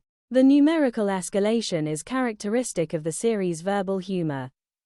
Drysdale does not simply state the figure, he translates it into a form that makes the abstraction tangible, converting 1 billion into 1,000 million as if the restatement itself might render the sum more real. The concept that Sebastian proposes is equally grand. The concept that the farm of the future lies at the bottom of the ocean is absolutely brilliant. Undersea farming of plankton and marine vegetation is presented as both visionary and inevitable. A natural extension of the same technological optimism that fueled Jethro's kitchen inventions. The parallel is subtle but unmistakable. Where Jethro seeks to transform water into gasoline, Sebastian seeks to transform the ocean floor into arable land. Both men traffic in the conversion of the ordinary into the extraordinary, only the scale and the social acceptance differ. The arrival of Sebastian himself is handled with the series' characteristic blend of formality and underlying absurdity. Drysdale's introductions stumble over names and titles, producing the memorable garble Mr. Lucas Civilian Sebastian. The misstatement is quickly corrected, yet the momentary confusion plants a seed of comic instability that will later blossom into Jed's profound misunderstanding of the man's circumstances. Sebastian's refusal of champagne and caviar on the grounds of a strict diet further complicates the carefully prepared scene. "I'm on a very strict diet. What? Yes, if you don't mind, I think I'll sit over there where I won't be tempted." The banker's subsequent instruction to return the caviar and recover the $100 spent on it is delivered with the brisk efficiency of a man who has already recalculated the cost-benefit ratio of the entire occasion. The can is to be soldered shut and returned. The performance of luxury is abandoned the moment it fails to serve its intended purpose. The film presentation that follows constitutes one of the script's most sustained set pieces of institutional comedy. Sebastian's narration unfolds with the measured cadence of a documentary. Beneath the oceans that cover 70% of our globe lie the fields and farms of the future. In these very waters where my divers once harvested sponges, will harvest a crop of plankton and undersea vegetation worth billions. The language is elevated, the vision expansive. And the financial request that concludes it is delivered with the casual confidence of a man accustomed to large numbers. "I think we can do it on a piddling 100 million. The investor's reaction is immediate and enthusiastic, at least until the absence of Jed Clampett begins to register as a problem. "It worries me that Tampa didn't show up. If this undersea farming was worth anything, he'd be here." The reasoning is circular and revealing. The project's legitimacy is measured not by its scientific merit or its potential returns, but by the presence or absence of the one man whose judgment the investors trust above all others. Jed Clampett has become the gold standard against which all other opportunities are evaluated. The cultural context of the undersea farming proposal deepens the comedy without requiring explicit commentary. The 1960s witnessed a surge of interest in oceanography fueled by advances in diving technology, the popular writings of explorers, and the broader environmental consciousness that was beginning to take shape. Sebastian's vision of harvesting plankton for food sits comfortably within that historical current. Even as the series gently satirizes the ease with which such visions attract speculative capital, the investors are prepared to commit enormous sums on the strength of a film and a reputation, yet they withdraw the moment the one investor they regard as infallible fails to appear. The script thus stages a quiet critique of financial herd behavior while never abandoning its fundamentally affectionate tone. Drysdale's desperation as the meeting unravels is played with the manic energy that Raymond Bailey brought to the role throughout the series. His attempts to delay Sebastian, his frantic assurances that Jed is on the way, and his physical entanglement in the banker's own anxiety create a portrait of a man whose professional identity is inseparable from the Clampett account. When Sebastian prepares to leave, declaring that the bank lacks the clientele for a project of this magnitude, Drysdale's response is both pleading and proprietary. "Mr. Clampett's big enough." The line encapsulates the banker's entire worldview. The Clampett fortune is not merely large, it is sufficiently large to validate any enterprise provided the Clampetts themselves can be persuaded to participate. The sequence also offers a revealing glimpse of Miss Hathaway's role within the bank's social hierarchy. Her careful preparation of the champagne and caviar, her scholarly interest in the undersea project, and her quiet management of the room's logistics position her as the competent counterweight to Drysdale's more volatile ambitions. The gift of a sponge from Sebastian, one of the finest ever brought up by my divers, becomes a comic object that will later reappear in the Clampett kitchen, transformed by Granny's culinary assumptions into a mysterious mushroom. The sponge thus travels from the realm of scientific specimen to the realm of domestic misunderstanding, embodying the series' gift for allowing objects to accumulate new meanings as they move between social worlds. As the investors depart and the meeting collapses, the script has established the central tension that will drive the subsequent episodes of the composite narrative. The undersea farming syndicate represents the kind of grand speculative opportunity that Drysdale lives to pursue, yet its success depends upon the presence and approval of a man who is currently walking the streets of Beverly Hills after a Beverly Hills series of mechanical misfortunes. The contrast between the bank's polished interior and the earlier scenes of truck pushing and chemistry set chaos could not be more pronounced. One world operates according to the logic of presentations, reputations, and large numbers. The other operates according to the logic of family obligation, physical effort, and improvisational problem solving. The comedy arises from the inevitable collision of these two logics, a collision that the series stages again and again with undiminished inventiveness. The broader thematic implications of the syndicate sequence extend to the series' ongoing exploration of value and legitimacy. Sebastian's project is presented as brilliant, yet its brilliance is measured primarily in prospective billions rather than in immediate utility. The investor's enthusiasm is genuine, yet it evaporates the moment the one trusted judgment is unavailable. Jed Clampett, who has never sought the role of financial oracle, has nevertheless become one through the simple consistency of his character. The script does not mock this development. It simply observes it with the same warm detachment that characterizes the series' treatment of all its central figures. Drysdale's hunger for the deal is real. Sebastian's vision is sincerely held. The investor's caution is understandable. None of them is reduced to a caricature. The comedy emerges from the gaps between their assumptions and the reality of a man who is, at that very moment, more concerned with a stalled truck than with the future of undersea agriculture. In the final moments of the bank sequence, as Drysdale clings to the hope that Jed will still arrive and Sebastian prepares to depart for his massage appointment, the script has completed a carefully constructed portrait of institutional aspiration under pressure. The champagne remains unopened. The caviar is destined for return. The film has been screened to an audience that ultimately declines to invest, yet the energy of the scene remains high, propelled by Drysdale's refusal to accept defeat, and by the audience's knowledge that Jed is in his own determined way still making his way toward the meeting. The stage is set for the profound misunderstanding that will follow, a misunderstanding rooted in the very different meanings that the word farmer will carry when it travels from the bank's conference room to the Oxford Club's massage parlour. The syndicate dreams of Mr. Drysdale and Lucas Sebastian thus stand as a rich counterpoint to the more modest inventions of Jethro Bodine. Both men seek to transform the natural world through human ingenuity. Both believe their visions will generate extraordinary returns. The difference lies in the scale of their ambitions and the social machinery that supports or withholds support from those ambitions. Jethro works alone with a chemistry set. Sebastian works with films' reputations and the promise of $100 million syndications. The series, with its characteristic generosity, grants both men their dignity, even as it gently exposes the limitations of their respective approaches. In doing so, it continues its larger project of examining the many ways in which Americans of the 1960s imagined progress, value, and the future itself. The carefully constructed world of the Commerce Bank, with its chilled champagne, imported caviar, and visionary film of undersea abundance, begins to unravel the moment the absence of Jed Clampett becomes impossible to ignore.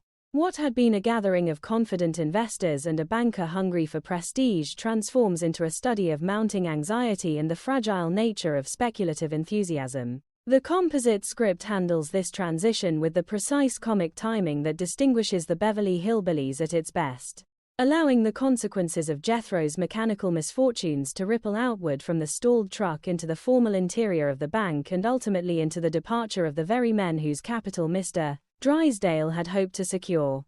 The sequence opens with the investors' growing unease. "It worries me that Tampa didn't show up. If this undersea farming was worth anything, he'd be here," one of them observes. The reasoning is both circular and revealing. The project's legitimacy has become inseparable from the presence of Jed Clampett, a man who has never sought the role of financial oracle yet has acquired it through the simple consistency of his judgment. The investors do not question the scientific premise of harvesting plankton from the ocean floor, they question only whether the one man whose instincts they trust would have chosen to attend. When another suggests that the concept might simply be too new for Clampett to have encountered, the reply is immediate and absolute.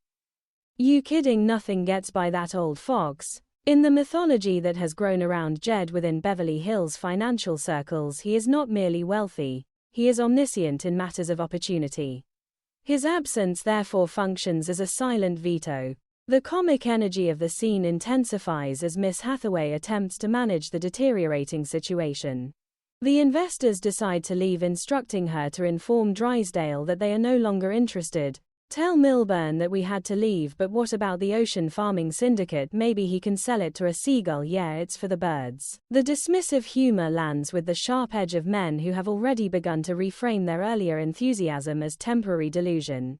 The undersea vision that had seemed brilliant only minutes earlier is now reduced to a joke suitable for seabirds. The speed of the reversal underscores one of the series' recurring insights into the psychology of speculation. Conviction is often less a matter of evidence than of social reinforcement, and the absence of a single trusted figure can dissolve an entire consensus. Drysdale's reaction upon learning of the departure is a masterclass in controlled panic. Raymond Bailey's performance captures the banker's simultaneous refusal to accept defeat, and his physical entanglement in his own desperation. They're gone, Chief, but the syndicate, I'm afraid they're not interested.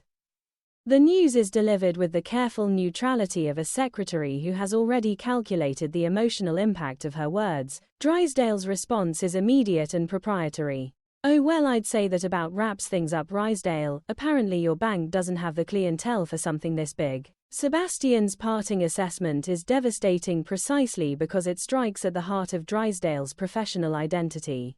The bank is not merely an institution, it is an extension of the banker's own worth measured by the caliber of the clients it can attract.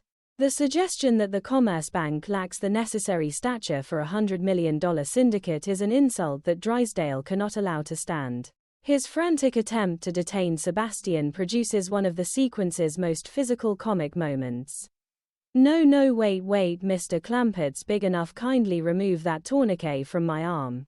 The image of the banker physically clinging to the departing billionaire, his grip so intense that it requires explicit release, visualizes the desperation that words alone cannot convey. Bailey plays the moment without exaggeration, allowing the physical comedy to emerge from the character's genuine panic rather than from any external mugging. The line "Mr. Clampett's big enough" functions as both a financial claim and a personal plea. In Drysdale's mind, the sheer scale of the Clampett fortune is sufficient to validate any enterprise provided the fortune's owner can be produced in time. Meanwhile, the source of the delay continues to unfold on the streets of Beverly Hills. Jethro's determination to fulfill his promise of transportation remains absolute even as the truck's mechanical failures multiply. Uncle Jed, I promised I'd get you to the bank on this truck, and I'm gonna do it. How you steer, I'll push. The image of the large young man propelling the vehicle by sheer physical force while Jed attempts to guide it from the driver's seat is pure visual comedy of a high order. One can readily imagine the camera capturing the incongruity of the scene, the elegant avenues of the city, the ordinary flow of traffic, and the Clampett truck advancing through the combined efforts of familial loyalty and raw muscle. The moment crystallizes the series' central paradox. The family possesses wealth beyond ordinary measure, yet they continue to solve problems with the same physical ingenuity and mutual dependence that defined their lives in the hills. Money has not replaced effort. Status has not replaced solidarity. Jed's decision to abandon the truck and walk the remaining distance is delivered with the quiet practicality that defines Buddy Ebsen's performance throughout the series. I better commence walking, I'm late now. The line carries no recrimination. Jed does not blame Jethro for the failure of the gasoline pill or the subsequent mechanical complications. He simply recalculates the most efficient path to his obligation and proceeds. The choice underscores the character's fundamental reliability. Appointments matter. Commitments to others matter. The gasoline pill, however fascinating as an intellectual exercise, cannot be permitted to disrupt the larger responsibilities of the day. The cultural resonance of these missed connections extends beyond the immediate plot. In the mid-1960s, the automobile had become the central symbol of American mobility and punctuality. The idea of a man of Jed's means walking to a business meeting because of a failed experimental fuel carried a particular comic charge. The sequence gently satirizes the assumption that wealth automatically translates into seamless efficiency. The Clampetts' wealth is real, yet it has not insulated them from the ordinary frictions of mechanical failure and human enthusiasm. Jethro's invention was intended to improve the journey. Instead, it has transformed a routine drive into an epic of delayed arrival and improvisational problem-solving. As Jed continues on foot and Drysdale continues to cling to the hope of a last-minute appearance, the script has completed a carefully calibrated portrait of opportunity slipping away. The investors have departed. Sebastian has moved on to his massage appointment. The champagne remains unopened. The caviar is destined for return, yet the energy of the narrative remains high. Propelled by the audience's knowledge that Jed is still making his way toward the meeting and by Drysdale's refusal to accept that the moment has passed. The stage is set for the profound misunderstanding that will follow at the Oxford Club, a misunderstanding rooted in the very different meanings that words such as farmer and poor will carry when they travel from the bank's conference room to the massage parlor's basement. The sequence of late arrival and missed opportunity thus functions as more than a simple plot device. It is a meditation on the fragility of speculative consensus, the enduring power of personal reputation, and the comic potential that arises when the practical realities of family life collide with the abstract ambitions of the financial world. Jethro's truck trouble is not merely an inconvenience, it is the catalyst that allows the series to explore the gap between intention and outcome, between the polished performances of the bank and the unpolished loyalties of the Clampett household. In the hands of less skilled writers, the delay might have been a minor obstacle. In the Beverly Hillbillies, it becomes a richly developed episode of character theme and social observation, a reminder that even the most carefully prepared meetings can be undone by a single stalled engine and a young man's unshakable belief in the power of his own inventions. The composite script reaches one of its most sustained and richly layered comic peaks when Jed Clampett, having walked the remaining distance after the truck's final failure, enters the Oxford Club in search of the man he has been told is waiting for him.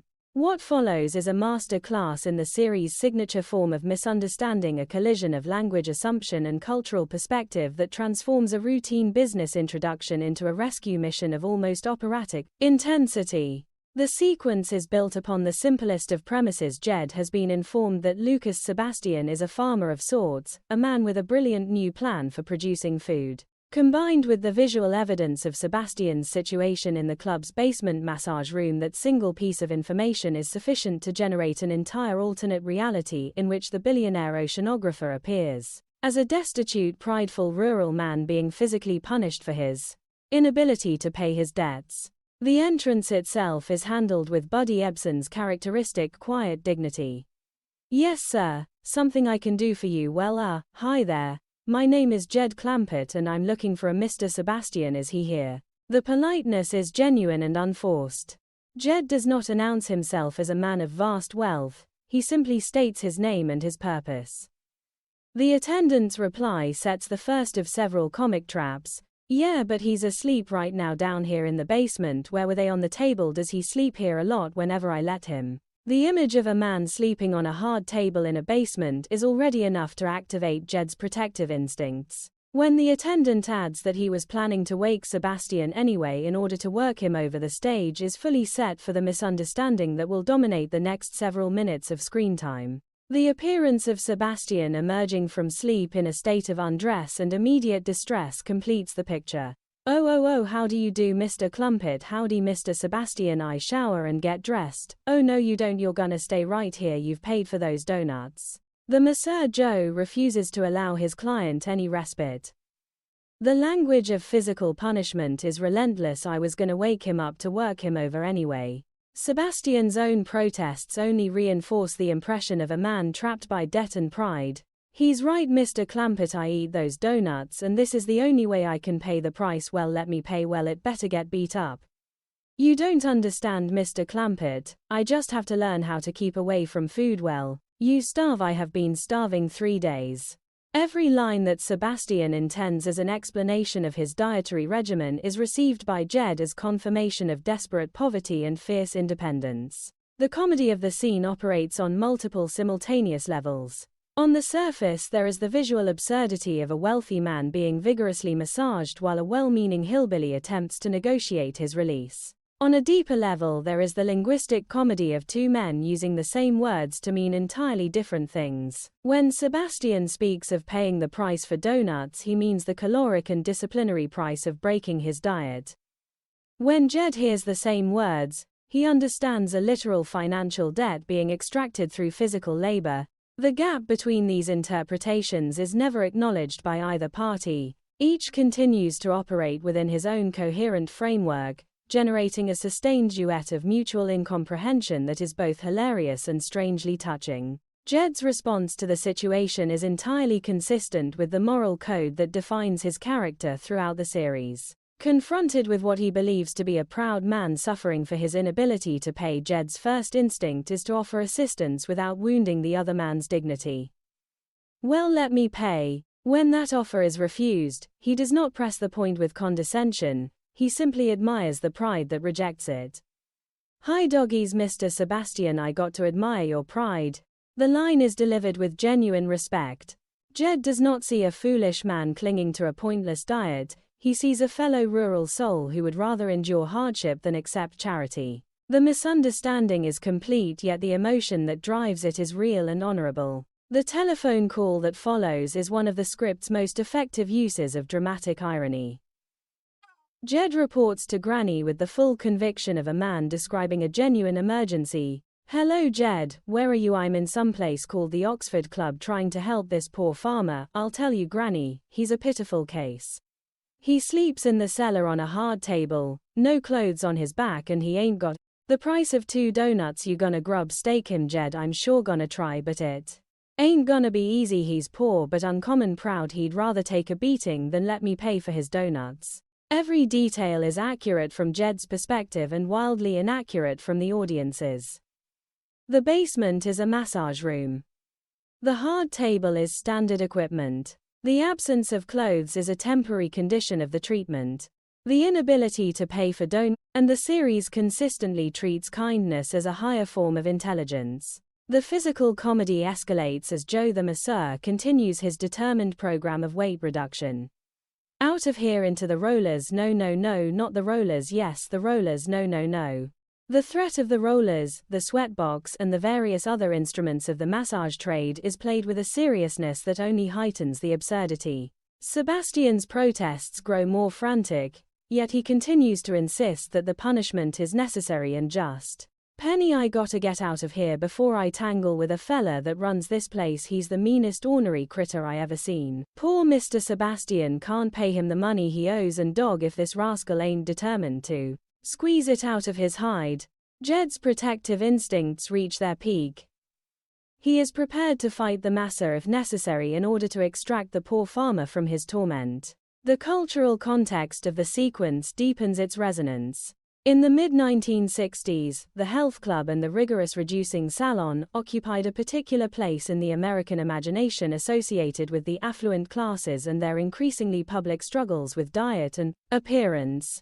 Sebastian's presence in such an establishment is a marker of his social position and his personal discipline. Jed, approaching the same scene from the perspective of a man raised in a world where physical hardship was rarely voluntary, interprets every detail as evidence of economic rather than elective suffering. The collision of these two frameworks produces comedy that is never mean-spirited. The series does not mock Sebastian's diet any more than it mocks Jed's compassion. It simply allows the two men to occupy the same physical space while inhabiting entirely different moral universes. As the sequence builds toward Jed's determination to bring Sebastian home, the script has completed one of its most successful sustained misunderstandings. The billionaire has been transformed through the alchemy of assumption and kindness into a figure of rural pathos.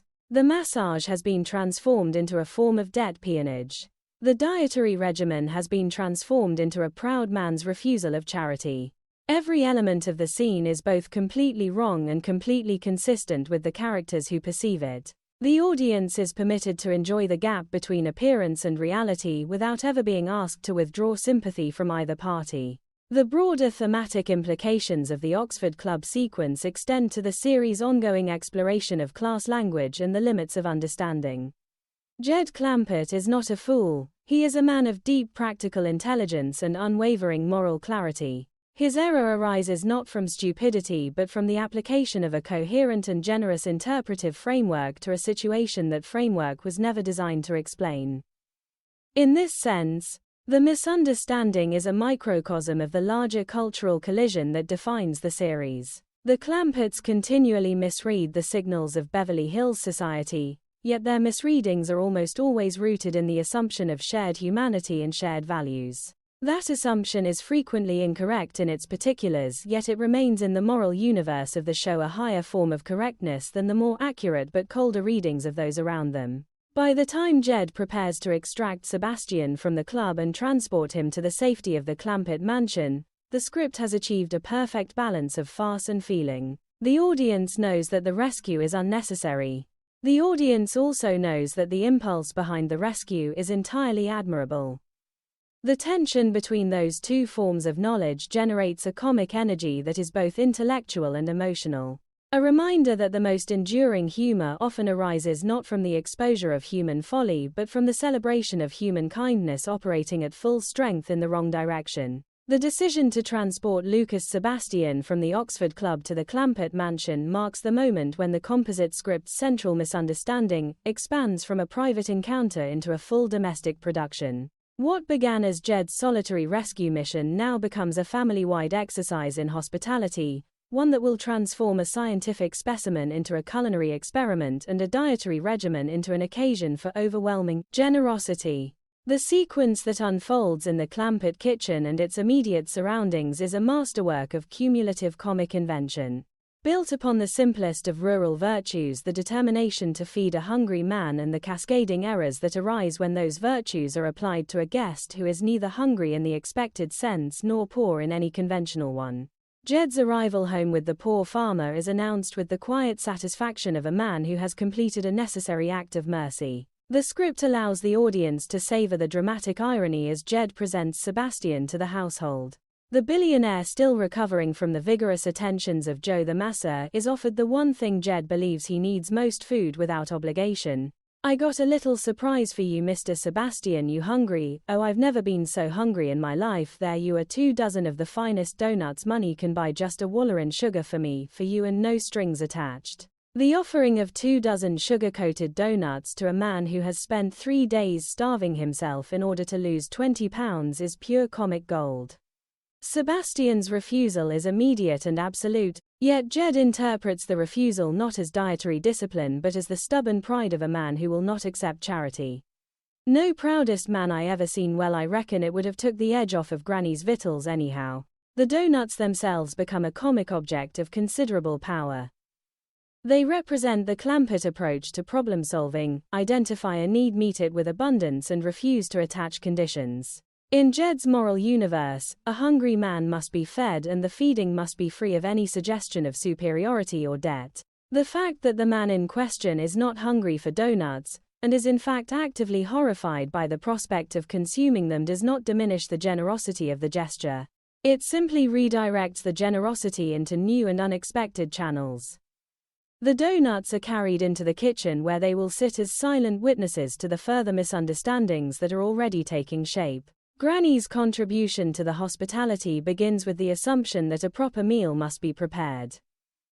The script introduces the central prop of the sequence with characteristic understatement. Sebastian has earlier presented Miss Hathaway with a sponge, one of the finest ever brought up by my divers, as a token of appreciation for her interest in his undersea project. That same sponge has now made its way into the Clampett household, where it is discovered by Granny and immediately reclassified according to the only framework she possesses for large, unusual water-associated objects that might appear in a kitchen. "Oh dog, look at the size of that mushroom." The misidentification is instantaneous and complete. The sponge is no longer a scientific specimen, or a decorative gift. It is a mushroom of extraordinary proportions, a prize ingredient that must be cooked with the full attention of a mountain cook.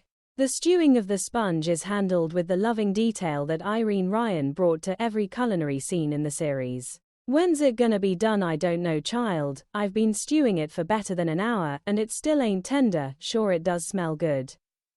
Well, I put in a little piece of salt pork for seasoning. Let's just let it simmer there." The language is pure granny, practical, confident, and entirely oriented toward the production of a nourishing meal. The fact that the object in the kettle is not a mushroom will never become tender and is actively absorbing the gravy rather than contributing flavor is irrelevant to the cook's determination. She has identified a foodstuff and she will prepare it. The audience's knowledge of the sponge's true nature generates a sustained undercurrent of comedy that does not require additional jokes. The situation itself is the joke, and the character's sincere commitment to it only deepens the humor. The moment of discovery arrives with perfect comic timing. Sebastian, still attempting to navigate the strange hospitality of his hosts, is informed that the special dish has been consumed. "You just dump 'em right in the kitchen, the kettle's empty." "Yes ma'am, no doubt, just to have a taste, but you know me and mushrooms, you ate the whole thing." "Yes ma'am, didn't have a lot of flavor but it was mighty filling, never seen anything soak up so much gravy." The revelation that the mushroom has been eaten, that it lacked flavor yet proved remarkably absorbent, and that it has disappeared entirely into the digestive system of one of the clampets produces a reaction that the script leaves largely to the audience's imagination. The comedy requires no explosion of outrage. The simple statement of facts is sufficient. The sequence expands outward from the kitchen to include the ongoing domestic complications of the Clampett estate. Ellie Mae's beaver has constructed a dam across the cement pond, soaking the firewood that Granny requires for her outdoor cooking. "Uncle Jed, are you gonna let Ellie keep that beaver? Why, 'cause that rascal took all of my firewood and built a dam across the cement pond." The beaver's industriousness is treated with the same acceptance that the family extends to all of Ellie Mae's animals. Jed acknowledges the inconvenience without demanding the animal's removal. "I agree, that's the nature of the critter."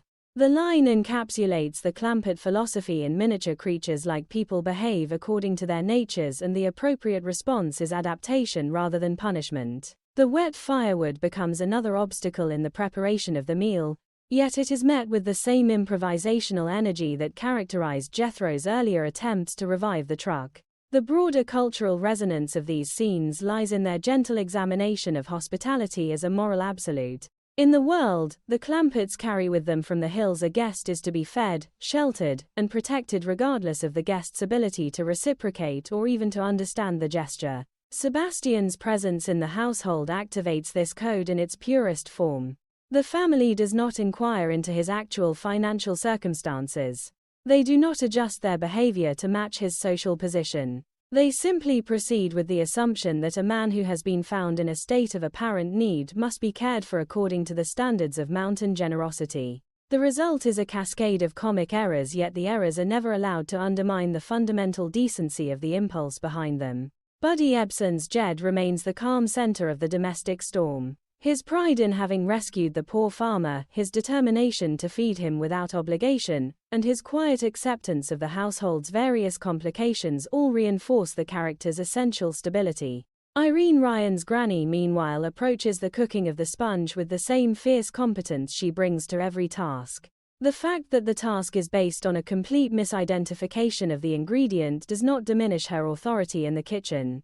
She is not cooking a sponge. She is cooking a mushroom, and she will continue to do so until the results satisfy her standards. Max Baer Jr.'s Jethro and Donna Douglas's Ellie Mae complete the family portrait, each contributing their own form of well-intentioned disruption, the former through his ongoing mechanical experiments, the latter through her management of the animal population. As the sequence draws toward its conclusion with the sponge consumed, the donuts rejected, and the household still fully committed to the care of its guest, the script has achieved a perfect balance of farce and warmth. The audience knows that every assumption driving the family's behavior is incorrect.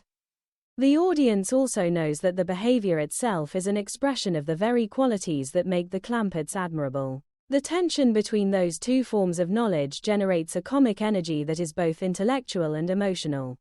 Hospitality has gone wrong in every practical sense, yet it has gone right in every moral one. The donuts remain uneaten. The sponge has disappeared into the digestive system of an unsuspecting Clampett, the poor farmer remains neither poor nor a farmer. And the family, undaunted, continues to operate according to the only code it has ever known. When a man appears to be in need, you feed him, you shelter him, and you do not ask him to be grateful. In the larger architecture of the composite narrative, the kitchen sequence serves as the necessary bridge between the public misunderstandings of the bank and the Oxford Club and the more intimate romantic and military complications that will follow. It grounds the story once again in the domestic space where the Clampetts are most fully themselves, and it reminds the audience that the series' comedy is never merely a matter of external collision. The most profound misunderstandings often occur within the walls of the home, where the family's own virtues become the instruments of the most elaborate and affectionate errors. The composite script's attention shifts with characteristic fluidity from the culinary confusions of the Clampett kitchen to a more intimate and equally comic arena of domestic life, the unexpected courtship of Granny by the visiting Boston gentleman Mr. Lowell Redling's Farquhar. What begins as a neighboring social call quickly expands into a full-scale romantic interlude, complete with flattery, financial ambition, and the tantalizing prospect of a Las Vegas partnership. The sequence is a masterful demonstration of the series' ability to generate sustained comedy from the collision of rural directness and urban polish, all while allowing Irene Ryan's Granny to occupy the emotional and comic center of the action with undiminished authority. The introduction of Farquhar is handled with the script's usual economy. He is the old gentleman from Boston who has been visiting next door, a detail that immediately places him within the social orbit of the Drysdale household, and by extension within the larger network of Beverly Hills acquaintances that the Clampetts continually misread. Granny's reaction to his presence is one of sudden and conspicuous self-improvement. She appears all gussied up, wearing the hat in which her late husband once proposed, and the household is quick to notice the transformation. "Granny, you're mighty fancy up for applesauce making, ain't you?" The observation is both accurate and incomplete. Granny is not dressing for the preparation of applesauce. She is dressing for the possibility of company, and the company she has in mind is the gentleman whose name she practices with a mixture of formality and budding familiarity. Lowell Redling's Farquhar, it's a grand name, ain't it? The courtship itself unfolds with a delicate balance of mutual flattery and mutual misreading. Farquhar, played with the polished manners of a man accustomed to more restrained social environments, finds himself both charmed and slightly overwhelmed by Granny's directness. "Good morning, beautiful, how's the water? It'll be boiling in a minute now, but don't be so bold, there's a young one right there in the pond." The exchange establishes the comic dynamic that will govern their interactions. Farquhar's compliments are received and returned with mountain frankness. When he observes that he can see where Ellie Mae gets her good looks, Granny accepts the praise without false modesty and immediately redirects the conversation toward the practical question of whether he will say the same of her. The rhythm is pure Beverly Hillbillies affection expressed through banter, status negotiated through humor, and genuine interest disguised as casual observation. The deeper ambitions of the courtship emerge when Farquhar attempts to move the conversation toward more serious matters.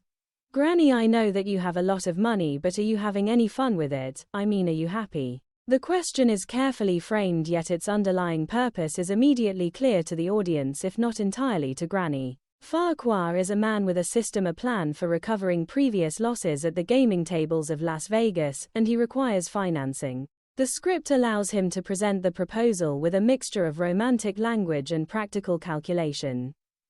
"It seems to me that you and I could have a lot of fun, and at our ages we should take our fun where we find it."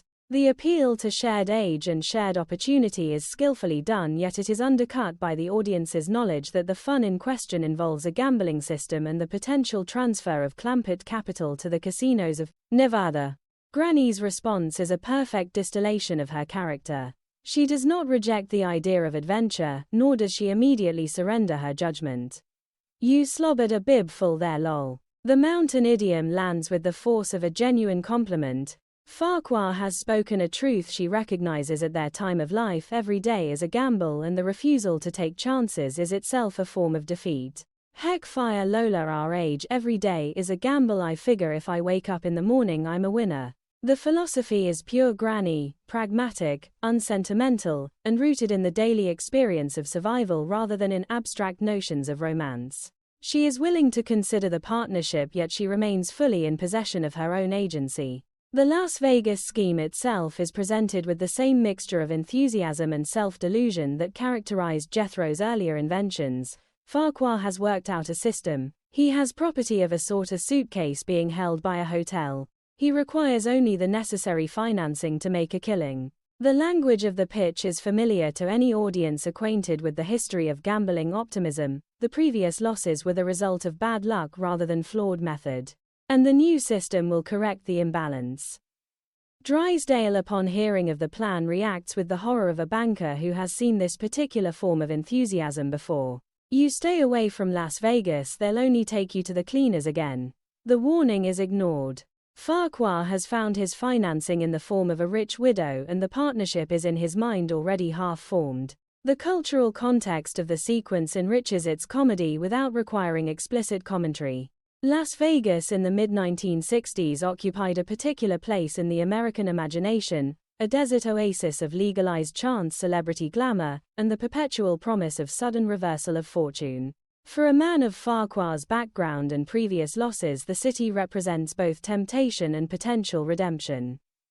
For Granny, it represents an opportunity for excitement in what she herself describes as the autumn of life. The series does not moralize about gambling, it simply allows the collision of motivations to generate its own comic energy. Farquhar seeks capital. Granny seeks companionship and a measure of adventure. The gap between those desires is wide enough to drive the entire romantic subplot. Irene Ryan's performance in these scenes is a study in controlled transformation.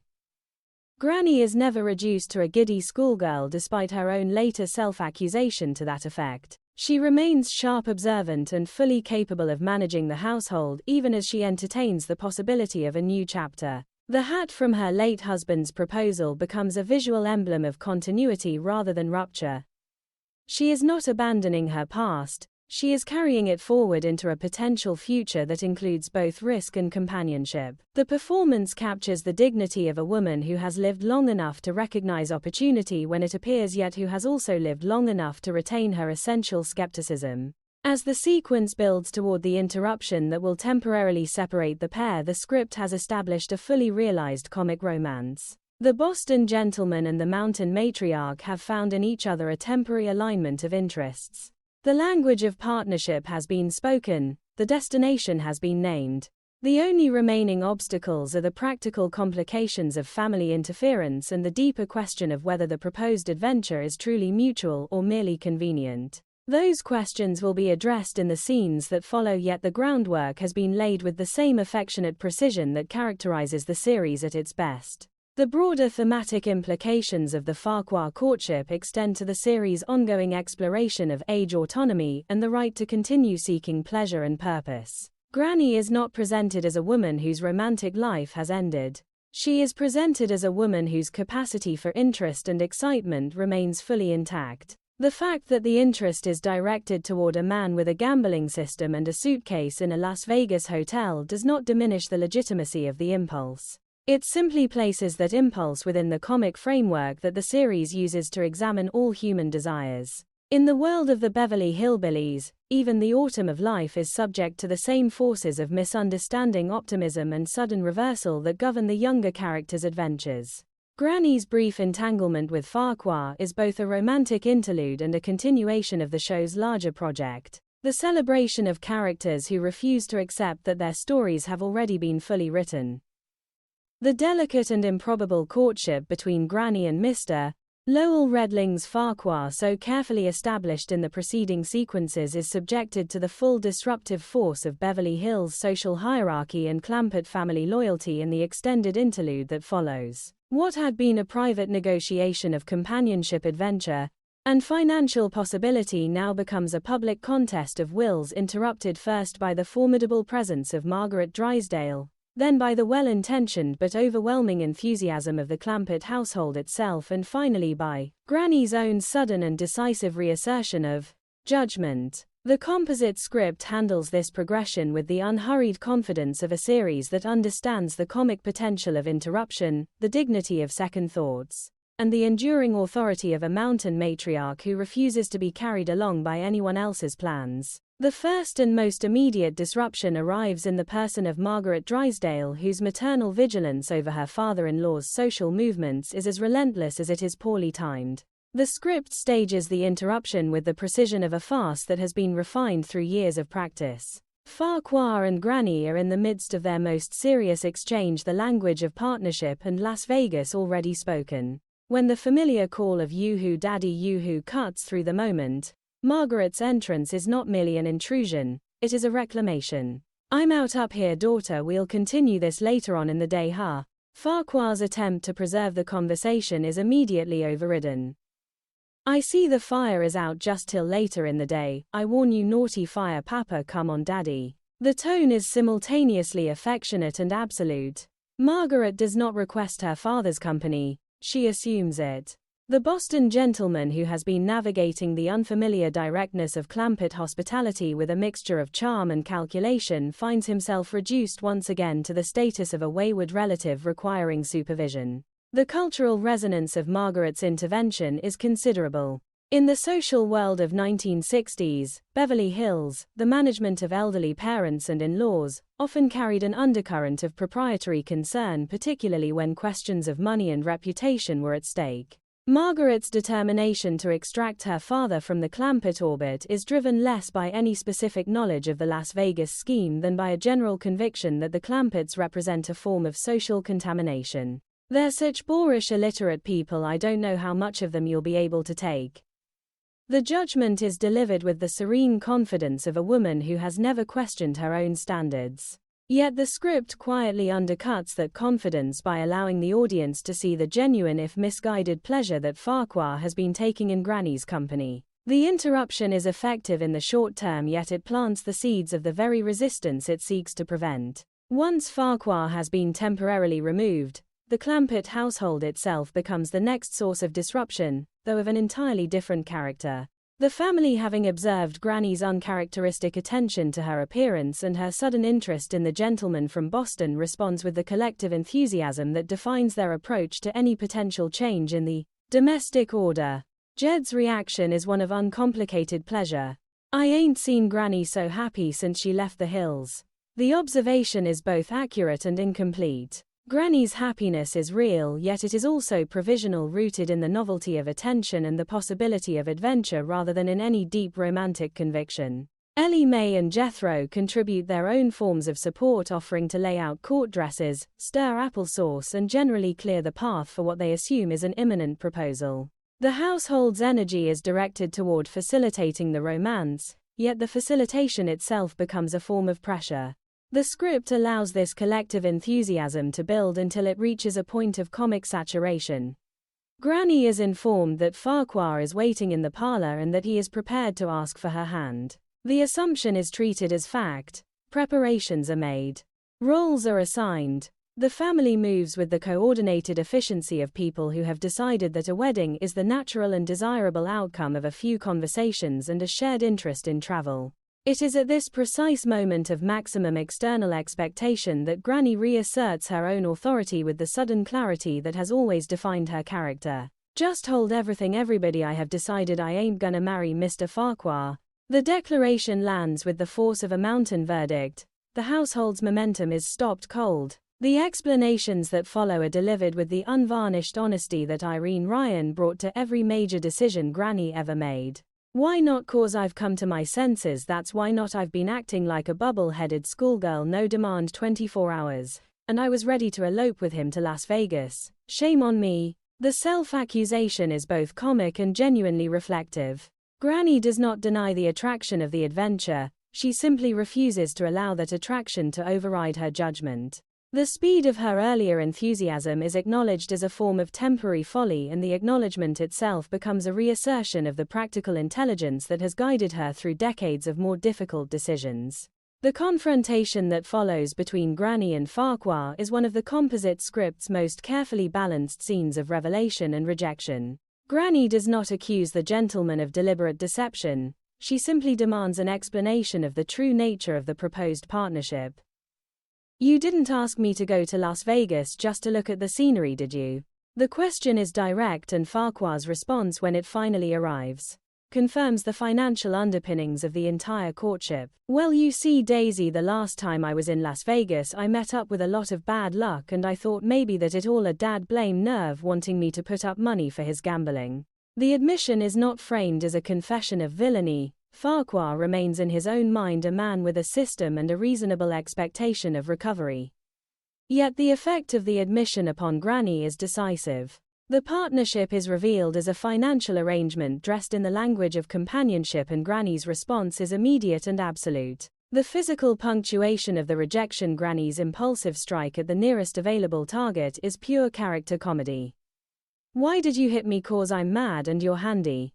The line captures the mountain approach to emotional expression. Feelings are not refined into careful speeches, they are discharged through the nearest available action. The anger is real, yet it is not sustained. Granny's primary concern shifts almost immediately from her own wounded pride to the practical question of how to manage the disappointed suitor with a minimum of additional pain. "It's gonna be awful blow to Mr. Farquhar. All the way home he was talking about going to Las Vegas with you." The empathy is characteristic. Even in the act of rejecting the man, Granny retains a measure of concern for his feelings, provided those feelings do not require her to sacrifice her own judgment. Jed's role in the aftermath is one of quiet support rather than direction. He does not attempt to change Granny's mind, nor does he criticize the speed of her earlier enthusiasm. He simply accepts the decision as the natural exercise of her autonomy and turns his attention to the practical problem of the man still waiting in the parlor. "Well, you can't just let him sit in the parlor and stew. Well, I'll go talk to him." The line reflects Jed's consistent approach to human difficulty. Identify the person in distress, offer what assistance is possible, and refuse to compound the injury with unnecessary commentary. The subsequent conversation between Jed and Farquhar is handled with the same gentle finality. Farquhar's last desperate invitation, "Mr. Clampett, would you like to go to Las Vegas with me?" is declined without cruelty, and the gentleman is left to confront the collapse of his financing and his romantic prospects in the same moment. The cultural and thematic implications of the interrupted romance are considerable. In the mid-1960s, the figure of the older woman asserting romantic and financial autonomy carried a particular resonance even within the ostensibly light framework of a situation comedy.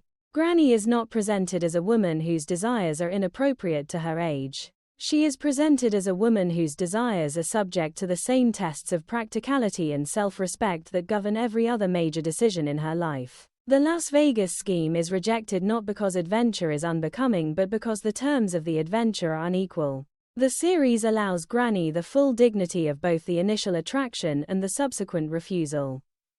She is permitted to have been momentarily foolish without being reduced to a figure of permanent ridicule. The bubble-headed schoolgirl of her own self-description is acknowledged, and then set aside in favor of the clearer-eyed matriarch who has survived far more serious challenges than a poorly conceived elopement. Margaret Drysdale's role in the sequence, though largely confined to the initial interruption, continues to exert a shaping influence on the outcome. Her determination to separate her father from the Clampett orbit is driven by class anxiety rather than by any specific knowledge of the gambling plan. Yet the effect of that determination is to create the very conditions under which the plan's true nature can be revealed. The script does not grant Margaret a moment of triumphant vindication. Her intervention is effective, yet it is also beside the point. The decisive rejection comes not from external social pressure but from Granny's own reassertion of judgment. In this sense, the sequence quietly affirms the series' larger preference for internal moral clarity over external social regulation.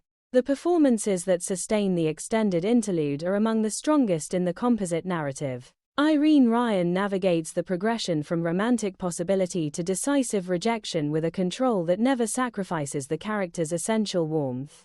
The early scenes of flattered interest are played without coyness. The later scenes of anger and clarity are played without bitterness. Buddy Ebsen's Jed provides the necessary counterweight of steady acceptance, allowing the emotional weather of the household to shift without requiring him to direct it. The supporting contributions of Ellie Mae and Jethro, eager to facilitate a wedding that will never occur, supply the comic energy of misplaced enthusiasm without ever tipping into mockery of the central relationship. As the sequence draws to its close with Farquhar's hopes dismantled and Granny's autonomy reaffirmed, the script has completed a fully developed romantic arc within the larger architecture of the composite story. The Boston gentleman arrived with a system and a need for financing. He leaves with neither. Granny allowed herself a brief interval of speculative excitement and then reclaimed the practical intelligence that has always defined her. The household, having prepared for a wedding, adjusts with the same flexibility it brings to every other sudden change in circumstance. The interruption that began with Margaret Drysdale's proprietary call has ended with a reaffirmation of the very qualities that make the Clampetts resistant to external management: the capacity for genuine interest, the capacity for decisive self-correction, and the capacity to treat even romantic disappointment as a matter for practical resolution rather than prolonged emotional display. In the broader context of the series' exploration of class, age, and autonomy, the interrupted romance stands as a particularly clear demonstration of the show's values. External interference, whether motivated by social anxiety or familial enthusiasm, is ultimately less decisive than the internal process of judgment. Granny is not saved from a bad decision by Margaret's intervention. She saves herself through the same clear-eyed assessment of terms and motives that has guided her through every previous challenge. The Las Vegas scheme, with its mixture of genuine attraction and calculated need, is allowed to collapse under the weight of its own imbalance. The result is neither tragedy nor farce in the conventional sense, but a carefully measured comedy of self-recovery. One that leaves the central character stronger and more fully herself than she had been at the height of the romantic possibility. The sequence also serves as a necessary emotional reset within the larger narrative. The domestic energy that had been directed toward the care of the poor farmer and the facilitation of Granny's courtship is now free to turn toward the next major development: Jethro's sudden and absolute decision to pursue a new life's calling as a 5-star general. The transition is seamless, because the underlying logic of the household remains constant. Interruptions are absorbed. Decisions are made. The family continues forward with the same combination of loyalty, improvisation, and stubborn self-respect that has sustained it through every previous collision with the unfamiliar world of Beverly Hills. In this sense, the interrupted romance is not merely a self-contained comic episode, it is a reaffirmation of the series' deepest structural principle that the Clampetts' true adventures are always internal as well as external, and that the most significant victories are those in which the characters reclaim their own judgment from the pressures of circumstance and expectation. The composite script's transition from the emotional aftermath of Granny's romantic reversal into the sudden and absolute career declaration of Jethro Bodine is handled with the series' characteristic faith in the productive power of interruption. One domestic storm has scarcely settled before another form of energy erupts into the household. This time in the person of the large young man whose previous ambitions have already included chemistry, espionage, and any number of shorter-lived callings. The sequence that follows is a sustained examination of enthusiasm in its purest form, a comic aria of self-reinvention that allows Max Baer Jr.'s Jethro to occupy the center of the narrative with undiminished conviction, while the rest of the family adjusts once again to the latest transformation in his sense of destiny. The entrance itself is pure physical comedy. Jethro has been searching the house with the single-minded intensity of a man carrying news too important to delay. The locked library door, recently scrubbed by Granny and secured against tracking, becomes the final obstacle. The sound of the impact is followed by the young man's triumphant appearance, framed by the wreckage of the door itself. "Greatest news for you, I'm gonna be on Metro, you just busted through the door. I wondered what that noise was." The destruction is acknowledged only as a minor curiosity. The true subject is the revelation that follows. "Let me tell you about the news. I finally decided on my life's calling again. This time it's for sure. I mean, this job is a natural. Well, what is it? I want to be a 5-star general." The declaration is delivered with the full force of a conversion experience. Jethro has not merely selected a new occupation, he has discovered the role for which his entire being has been preparing him. The previous ambition to become a double-note spy is dismissed with the casual finality of a man who has outgrown a childish enthusiasm. Not no more why everybody and their dog is took up spying, but there's only one, maybe two 5-star generals in the whole country. The logic is impeccable within the closed system of Jethro's reasoning. Rarity equals value. If the nation contains only 1 or 2 5-star generals, then the position is clearly the highest available, and the young man who can claim it will have achieved a distinction beyond the reach of ordinary careers. The fact that the rank is not a matter of personal application but of presidential appointment and extraordinary wartime service is irrelevant. In Jethro's mind, the existence of the rank is sufficient proof that it can be attained by a man of sufficient leadership ability, cool alertness, and unusual intelligence, all qualities he modestly attributes to himself. The family's response to the announcement is a carefully modulated study in recognition and resignation. Jed receives the news with the quiet acceptance of a man who has witnessed many previous callings. "You think you can be one? How well, good Jed. I'm cut out for it. Well, I got everything it takes: leadership ability, a cool alert mind, and unusual intelligence." The inventory of qualifications is recited with the solemnity of a man listing credentials before a review board. Jed does not contradict the self-assessment. He simply absorbs it and moves to the practical questions that any responsible guardian would ask. The destroyed door is noted with the mild observation that it represents all that is worth saving, and the conversation turns toward the institutional requirements of the new ambition. Granny's reaction is more pointed and more characteristic. The prospect of additional schooling is met with the skepticism of a woman who has long regarded formal education as a potential threat to common sense. "Are you aiming to spend the rest of your life in school? You done graduated from the 6th grade. The objection is practical rather than theoretical. Jethro has already completed the educational journey that the family considers sufficient. The idea of returning to an institutional setting, even one as prestigious as West Point, is viewed as a form of regression rather than advancement. Yet even Granny's resistance is tempered by the recognition that the boy's enthusiasm is not easily redirected. That boy never took a little taste of nothing. The observation captures the essential difficulty of managing Jethro's ambitions. Half measures are foreign to his nature. Once a calling has been identified, it must be pursued with the full commitment of body and spirit. The discussion of West Point itself becomes a comic primer in the gap between institutional reality and personal mythology. Jethro's knowledge of the academy is limited to the understanding that it is where you learn to be a general and that it is what you call a military school. The location is unknown. The admissions process is unknown. The length of the required study is unknown. None of these gaps diminishes the certainty of the vocation. Even if you do find it, how you know they'll take you in? Cause like I told you, I got everything they's looking for: leadership ability, a cool alert mind, and unusual intelligence. The circular reasoning is complete. The qualifications are self-evident to the applicant, therefore the institution must recognize them.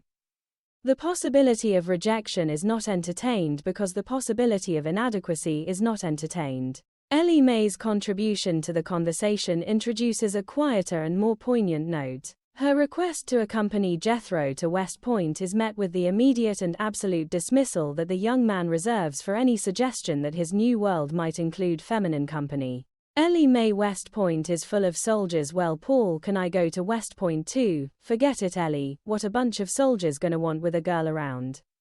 The response is not intended as cruelty. It is simply the logical extension of Jethro's understanding of military life as an exclusively masculine domain.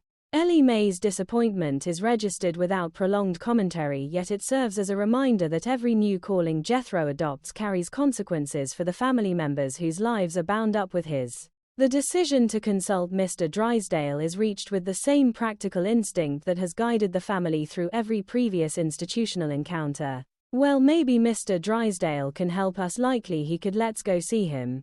The banker is not regarded as a friend in the ordinary sense. He is regarded as a man who understands the machinery of the outside world, and who can be relied upon to translate Clampett desires into institutional realities. The family's trust in this function is absolute, even as the audience understands that Drysdale's assistance will always be shaped by his own calculations of advantage. The broader cultural context of Jethro's military ambition deepens the comedy without requiring explicit satire. The mid-1960s were years of intense public attention to military institutions shaped by the escalating conflict in Vietnam, the continuing prestige of the service academies, and the cultural memory of the Second World War's heroic generalship. 5-star rank associated with figures of almost mythic stature occupied a particular place in the popular imagination. Jethro's appropriation of that rank as a personal career goal is both absurd and strangely continuous with the period's larger fascination with military hierarchy and individual advancement. The series does not mock the institution. It simply allows the institution to be filtered through the unmediated ambition of a young man who has never been taught the difference between aspiration and entitlement. Max Baer Jr.'s performance in the sequence is a study in sustained and unironic conviction. Jethro's enthusiasm is never undercut by self-awareness. The actor plays the declaration of vocation with the full emotional commitment of a man who has genuinely discovered his destiny. The physicality of the performance, the bursting through the door, the expansive gestures that accompany the inventory of qualifications. The restless energy that already anticipates packing for West Point creates a comic force that the other characters must continually absorb and redirect. The performance works because it refuses to wink at the audience. Jethro believes, and the belief itself becomes the primary source of the humor. Buddy Ebsen's Jed provides the necessary counterbalance of steady, non-judgmental attention. His questions about location admission and duration are practical rather than skeptical. He does not attempt to deflate the ambition, he attempts to understand its requirements so that the family can respond appropriately.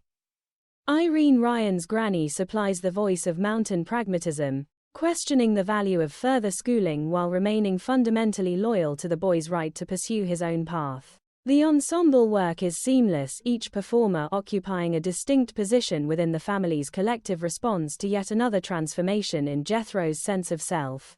As the sequence moves toward the visit to Drysdale's office, the script has completed a fully realized portrait of vocational enthusiasm in its purest and most uncompromising form. Jethro has abandoned one calling and adopted another with the speed and certainty of a man who regards consistency as a form of stagnation. The family has absorbed the announcement, assessed its practical implications, and prepared to seek the institutional assistance that will be required. The destroyed door remains as a physical reminder of the force of the revelation. The conversation about West Point has established both the depth of Jethro's ignorance and the absolute sincerity of his commitment.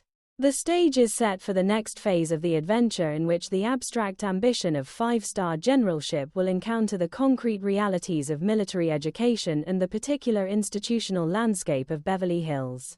In the larger architecture of the composite narrative, Jethro's new calling serves as both a comic reset and a thematic continuation. The romantic and financial complications of the preceding sequences are set aside in favor of a fresh and equally improbable project of self-reinvention. Yet the underlying logic remains constant. The Clamperts continue to approach the institutions of the outside world with the assumption that those institutions exist to be entered, mastered, and ultimately reshaped by the force of personal conviction. Jethro's 5-star ambition is only the latest expression of that assumption. The fact that the ambition is wildly disproportionate to his qualifications is irrelevant within the moral universe of the series. What matters is the sincerity of the desire and the family's willingness to support it even as they prepare themselves for the inevitable complications that will follow. The sequence also reaffirms the series' enduring interest in the relationship between education and identity. Jethro's 6th grade diploma has been both a credential and a limitation throughout the show's run. In the context of the military ambition, that diploma becomes a point of pride rather than deficiency. Sticking with it clean through the 6th grade is finally gonna pay off. The line captures the family's complex relationship with formal schooling. It is valued as evidence of persistence, yet it is never regarded as the final measure of a person's capacity. Jethro's confidence rests not on academic achievement but on the self-assessed qualities of leadership, alertness, and intelligence, qualities that the family, for all its skepticism, is not prepared to deny him. By the time the household prepares to depart for Drysdale's office, the script has transformed a sudden declaration into a fully developed episode of character and theme. The 5-star general has been announced, the previous calling has been discarded. The practical questions have been raised and provisionally answered. The family has once again demonstrated its capacity to absorb shock and convert it into collective action. In the world of the Beverly Hillbillies, No ambition is too grand to be taken seriously, and no declaration of destiny is too abrupt to be met with the full resources of Clampett loyalty. Jethro's new calling is both ridiculous and deeply continuous with everything. The series has always celebrated the refusal to accept limitation, the faith in personal transformation, and the enduring belief that the world is more open to determination than the cautious and the credentialed have ever been willing to admit. The visit to the Commerce Bank that follows Jethro's declaration of military vocation marks one of the composite script's most sustained examinations of institutional translation, the process by which the Clampett family's direct and unmediated desires are converted through the anxious mediation of Milburn Drysdale into forms that the outside world can recognize and with sufficient pressure accommodate. What begins as a straightforward request for assistance in securing admission to West Point rapidly becomes a study in bureaucratic improvisation, hierarchical bluffing, and the particular form of panic that overtakes the banker whenever the stability of the Clampett account appears to depend upon his ability to deliver the impossible.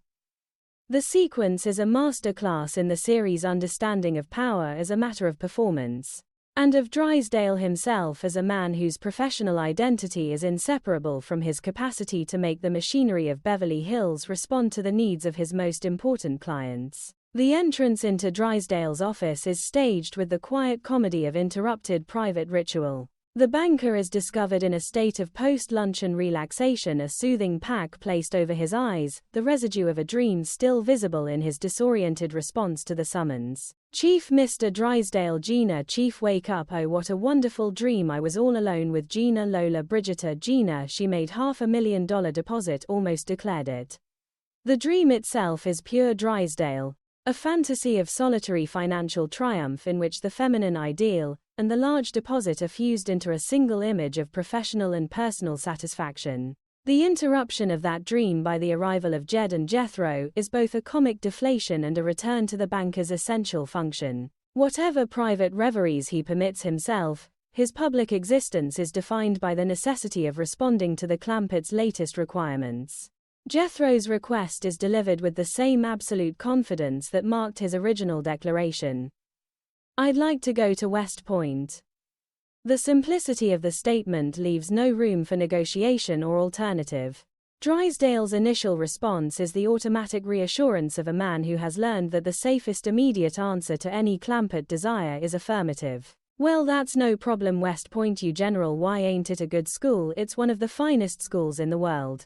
The praise of the institution is genuine within the banker's frame of reference, yet it is also strategic. By endorsing the prestige of West Point, Drysdale positions himself as a man of shared values, even as his mind is already calculating the practical obstacles that the request will encounter. Those obstacles are presented with the careful indirectness of a man who must disappoint without appearing to refuse. "Well, Mr. Clampett, in order for a young man to enter West Point, he has to have it. It must explain this other way." Well, first of all, the scholastic requirements for qualification are exceedingly stringent. He must have a great deal of academic preparation. The language is convoluted because the message is unwelcome. Drysdale cannot simply state that Jethro's 6th grade education is insufficient.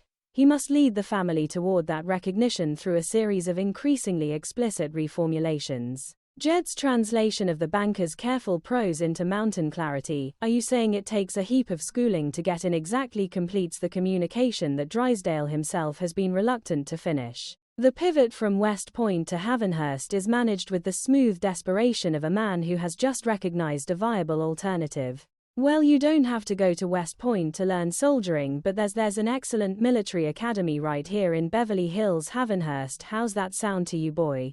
The substitution is presented as a matter of convenience and superior opportunity rather than as a retreat from the original ambition.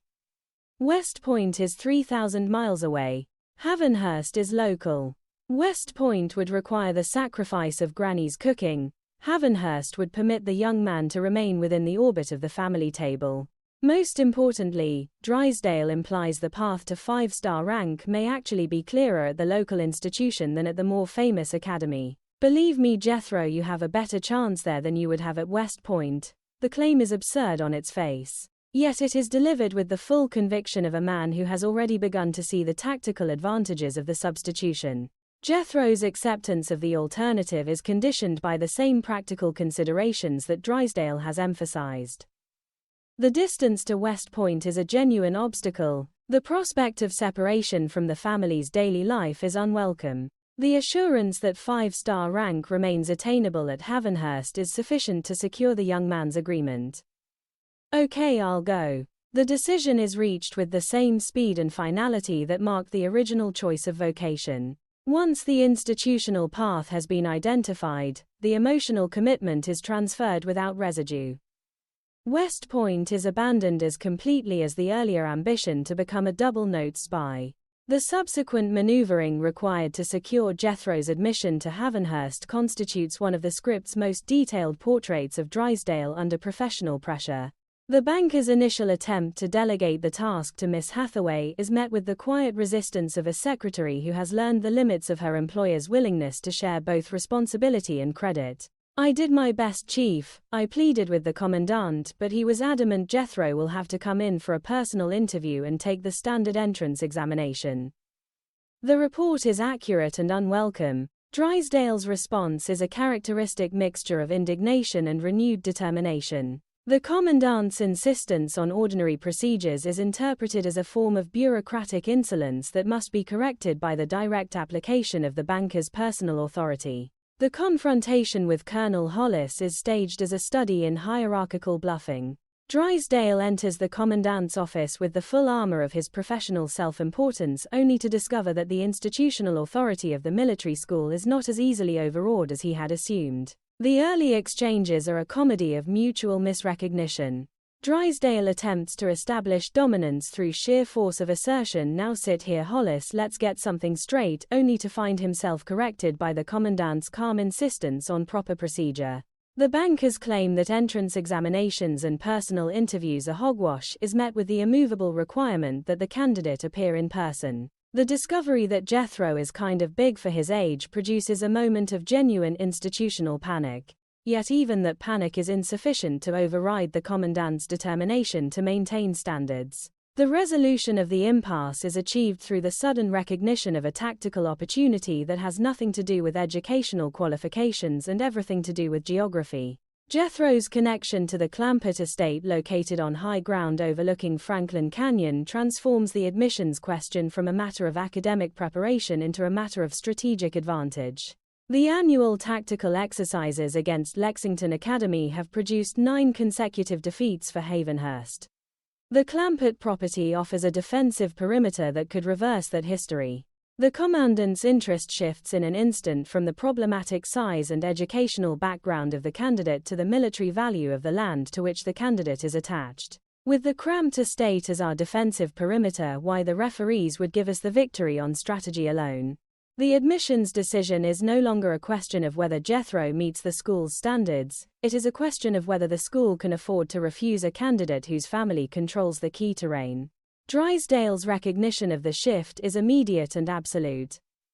The tone of the conversation reverses. The banker who had been attempting to bully the commandant into submission now finds himself in possession of the stronger hand. "Sit down, Drysdale, let's talk." "No, you sit down, I'll talk now." "See here, Hollis, let's get something straight." The language of dominance is reclaimed, yet the basis of that dominance has changed.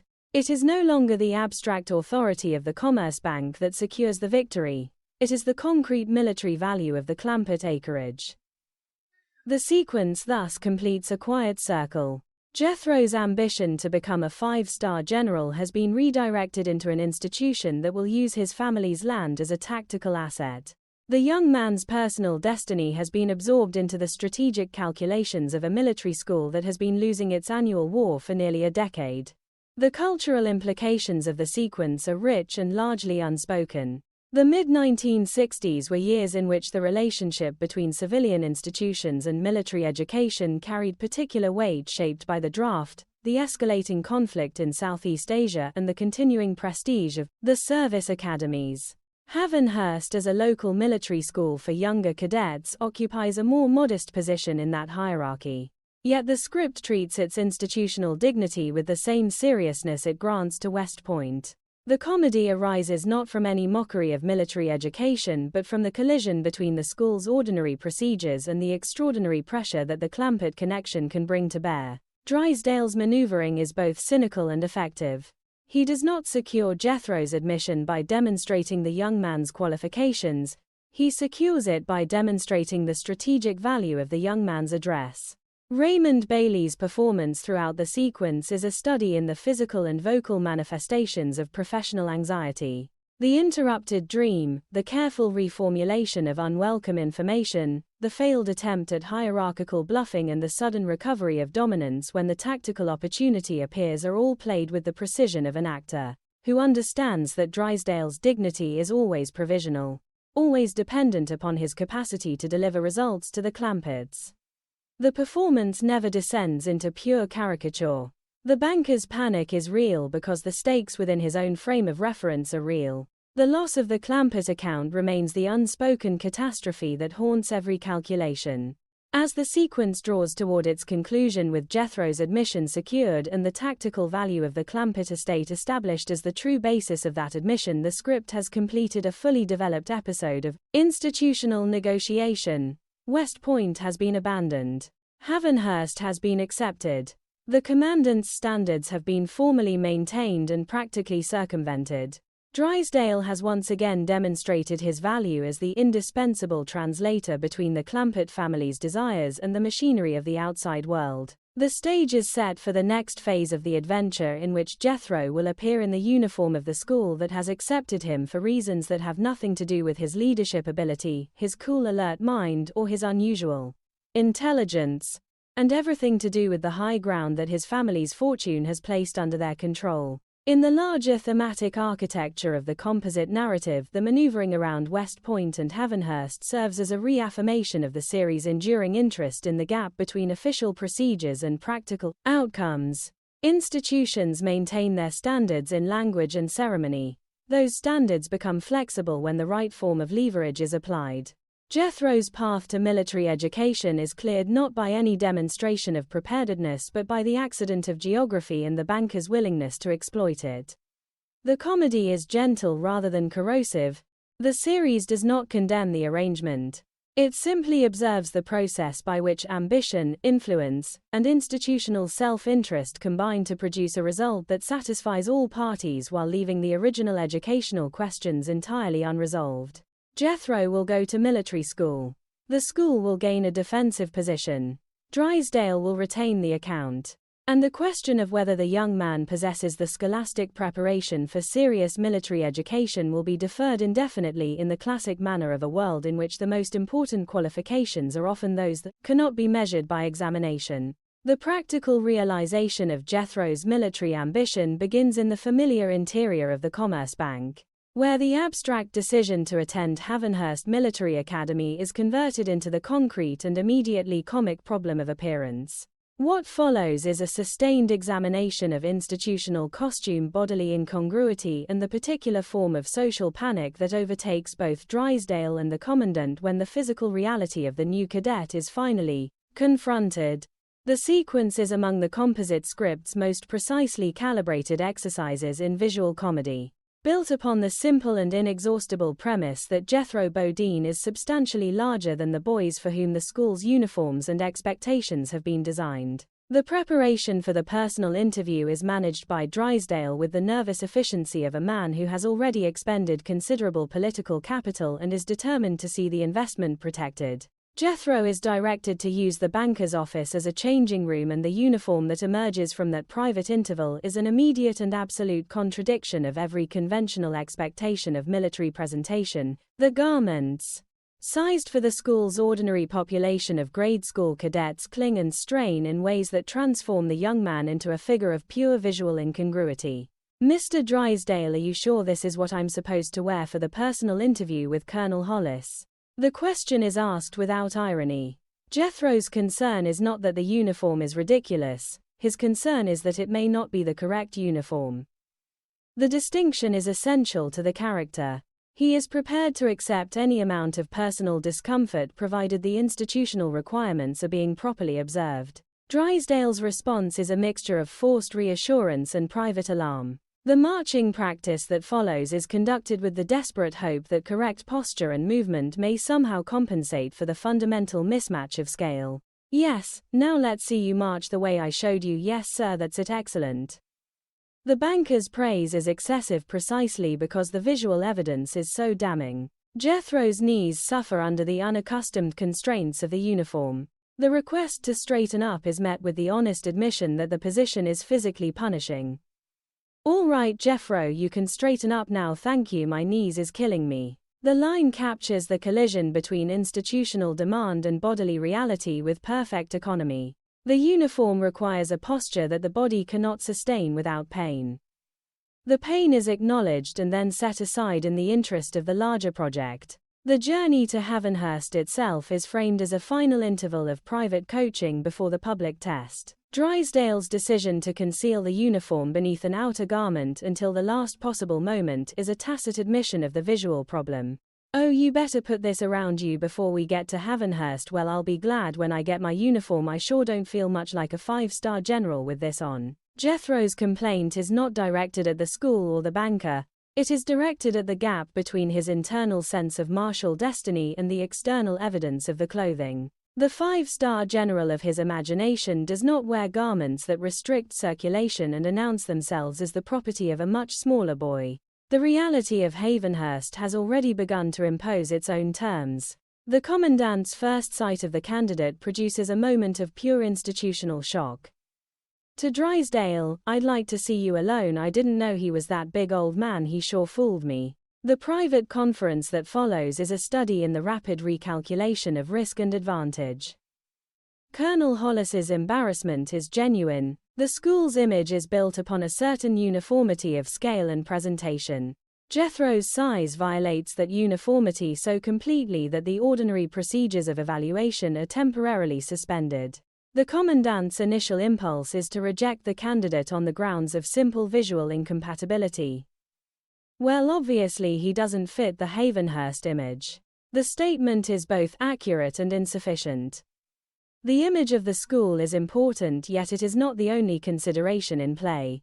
The recovery of institutional interest is achieved through the same geographic revelation that had earlier secured the banker's leverage. The Clampett estate's position on high ground overlooking Franklin Canyon transforms the oversized candidate from a liability into a strategic asset. The annual tactical exercises against Lexington Academy have produced a decade of defeat. The defensive possibilities of the Clampett property offer a path to reversal. The conversation shifts in an instant from the problematic body of the applicant to the military value of the land to which that body is attached. It came out that his uncle's estate is located right here on this high ground overlooking Franklin Canyon. Oh yes, he owns 12 acres right along that ridge, perfect defensive terrain. Why, from this position we could pin down the assault counterattack on the flank and save Beverly Hills. The language of educational evaluation is abandoned in favor of the language of tactical geography. Jethro's admission is no longer a question of whether he meets the school's standards. It is a question of whether the school can afford to forego the defensive advantage that his family's property represents. Drysdale's recognition of the shift is immediate and complete. The tone of the negotiation reverses. The banker, who had entered the office in a state of anxious supplication, now finds himself in possession of the decisive argument. Sit down. Drysdale, let's talk. No, you sit down, I'll talk now. See here, Hollis, let's get something straight. The reclaiming of hierarchical language is both comic and thematically precise. Authority in the world of the series is rarely a matter of formal position alone, it is a matter of who controls the necessary resource at the necessary moment. In this instance, the resource is the high ground and the man who can deliver it is the banker who manages the Clampett account. The commandant's standards remain formally intact. The practical outcome is determined by considerations that have nothing to do with those standards. The cultural context of the uniform sequence deepens its comedy without requiring explicit commentary. Military education in the mid-1960s carried a particular weight of public expectation shaped by the draft, the service academy's prestige, and the visual codes of discipline and uniformity that the culture associated with martial preparation. Havenhurst, as a local institution serving younger cadets, occupies a more modest position in that hierarchy. Yet, the script treats its concern with image as both legitimate and vulnerable. The comedy arises from the collision between the school's need for visual coherence and the physical reality of a candidate who has been admitted for reasons of terrain rather than suitability. Jethro's uniform becomes the visible emblem of that collision, an institutional costume forced onto a body it was never designed to contain. Max Baer Jr.'s performance in the sequence is a study in good-natured endurance. Jethro's discomfort is acknowledged without complaint that would undermine the larger project. The young man is prepared to suffer the constraints of the uniform provided the path to 5-star rank remains open. The marching practice is executed with the same absolute commitment that he has brought to every previous calling. The performance works because it refuses to distance itself from the character's sincerity. Jethro does not experience the uniform as a humiliation, he experiences it as a temporary and necessary stage in the attainment of his destiny. Raymond Bailey's Drysdale navigates the sequence with the full range of professional anxiety and sudden recovery that defines the character. The private coaching, the attempt to conceal the visual problem, the moment of institutional shock, and the final reclaiming of leverage are all played with the precision of an actor who understands that the banker's dignity is always contingent upon results. The performance never allows the audience to forget the underlying stakes. The Clampett account remains the unspoken foundation of every maneuver, and the successful placement of Jethro at Havenhurst is simply the latest demonstration of the banker's capacity to convert that foundation into institutional outcomes. As the sequence draws toward its conclusion with the admission secured and the tactical value of the Clampett estate formally recognized as the basis of that admission, the script has completed a fully developed episode of bodily comedy and institutional negotiation. The uniform has been worn. The marching has been demonstrated. The commandant's surprise has been registered and then redirected into strategic calculation. Jethro has been accepted into the military school that will use his family's land as a defensive perimeter in its annual war against Lexington Academy. The 5-star general of his imagination remains a distant and improbable horizon, yet the first concrete step toward that horizon has been taken, and the step has been made possible by the same combination of geographic accident and financial influence that has shaped so many of the family's encounters with the institutions of Beverly Hills. In the larger thematic architecture of the composite narrative, the uniform sequence serves as a reaffirmation of the series' enduring interest in the gap between official appearance and practical reality. Institutions maintain their visual codes with great seriousness. Those codes become flexible when the right form of leverage is applied. Jethro's path into military education is cleared not by any demonstration of martial aptitude but by the accident of his family's property line and the banker's willingness to exploit it. The comedy is gentle rather than corrosive. The series does not condemn the arrangement. It simply observes the process by which ambition, influence, and institutional self-interest combine to produce a result that satisfies all parties while leaving the original questions of suitability entirely unresolved. Cadet Clampett has been created. The uniform has been endured, the high ground has been secured. And the question of whether the young man possesses the qualities of a future 5-star general has been deferred in the classic manner of a world in which the most important qualifications are often those that cannot be measured by the fit of a uniform or the precision of a marching step. The composite script reaches its most exuberant and sustained passage of pure visual and verbal comedy in the extended sequence that places Jethro Bodine, now formally enrolled as a cadet of Havenhurst Military Academy, at the center of the school's annual tactical field exercises.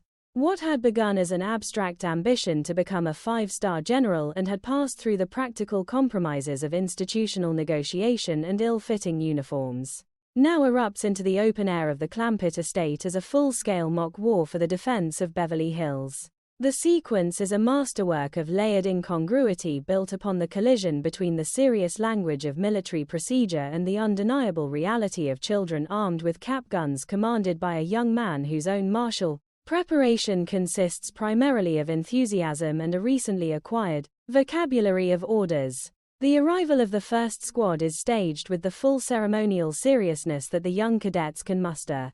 Captain Hogan, a boy of approximately 9 years whose authority is derived entirely from the temporary rank conferred by the exercise, presents himself to Jed with the crisp formality of a professional officer. Mr. Clafford, Sir Captain Hogan, commanding the first squad, Able Company. Well, howdy, Captain. This here is Granny, ma'am. How old are you, sonny? 9. Well, almost. The exchange immediately establishes the central comic tension of the entire sequence. The language of command is precise and adult. The body that delivers it is the body of a child. Jed's response is the courteous attention he would give to any visitor, yet the question about age lands with the force of an unintended exposure.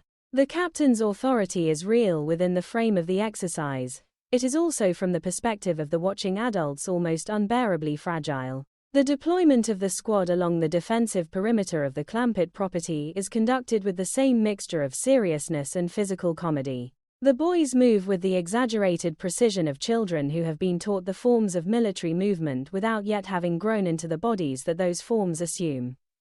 Orders are issued in the high, clear voices of boyhood. Come on, you guys, let's move it, look sharp, double time, let's go. The language is correct. The effect is irresistible. The audience is invited to laugh not at the boys' incompetence but at the absolute sincerity with which they inhabit roles that the culture ordinarily reserves for adults. The series' affection for its young performers is evident in every frame. The children are never reduced to mere props. They are granted the full dignity of their temporary authority, even as the visual evidence of their age continually undercuts the martial fantasy. Jethro's integration into this miniature army is handled with the same absolute commitment that has characterized every previous phase of his vocation. The young man who had burst through the library door with the news of his 5-star destiny now accepts the more modest reality of service within a squad of children without any visible diminution of enthusiasm. He distributes ammunition, relays orders, and participates in the defense with the full force of his belief that the exercise is continuous with the larger project of becoming a general. How's it going, Jethro? We got the whole Red Army on the run here, Uncle Jed. Take my gun, I got to pass out ammo to the troops. The transfer of the cap gun to Jed is both practical and symbolic. The weapon is offered as a serious instrument of defense. The fact that it produces nothing more lethal than a small, sharp sound is irrelevant within the frame of the game. Jethro's seriousness confers a temporary reality upon the entire proceeding. Jed and Granny's position as civilian observers provides the necessary counterpoint of adult perspective. Their commentary is delivered with the mixture of concern and reluctant admiration that defines the family's response to most of Jethro's enterprises. I don't know how much of that you heard, but Beverly Hills is in a heap of trouble. Jed's assessment is both comic and oddly accurate within the logic of the exercise. The Red Army of Lexington Academy is indeed approaching. The defensive forces of Havenhurst are indeed composed of children. The high ground of the Clampett estate is indeed the key terrain. The fact that the entire conflict is a scheduled school exercise rather than an actual invasion does not diminish the intensity with which the participants inhabit their roles. Granny's observation is more pointed and more characteristic. My dog is Granny. We don't have to worry about the U.S. Army. There is little but uncommon spunky. What you mean, them youngins is whipping the whole Red Army with nothing but cap gun. The mountain idiom lands with the force of genuine respect. The children may be small, yet they are demonstrating a form of courage and coordination that Granny recognizes as continuous with the values of her own upbringing. The language of the exercise itself is a sustained comic resource.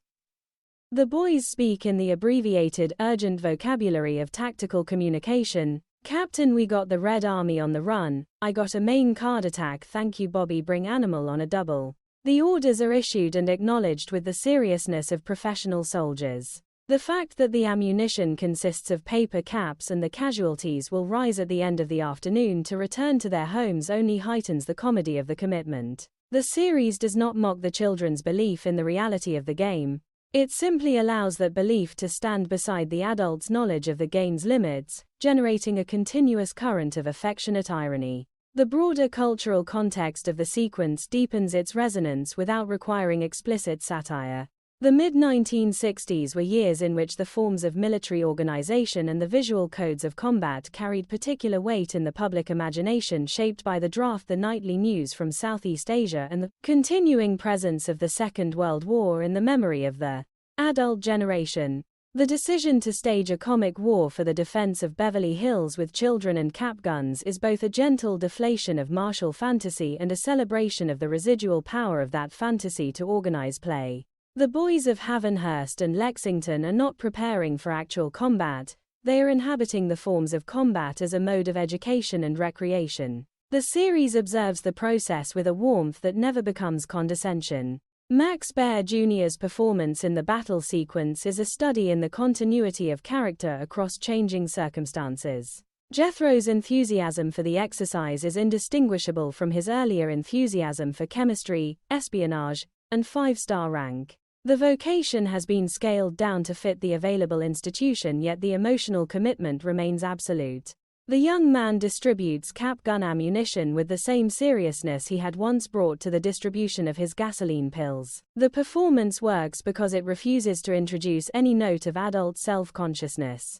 Jethro is not playing at being a soldier, he is within the frame of his own understanding being a soldier.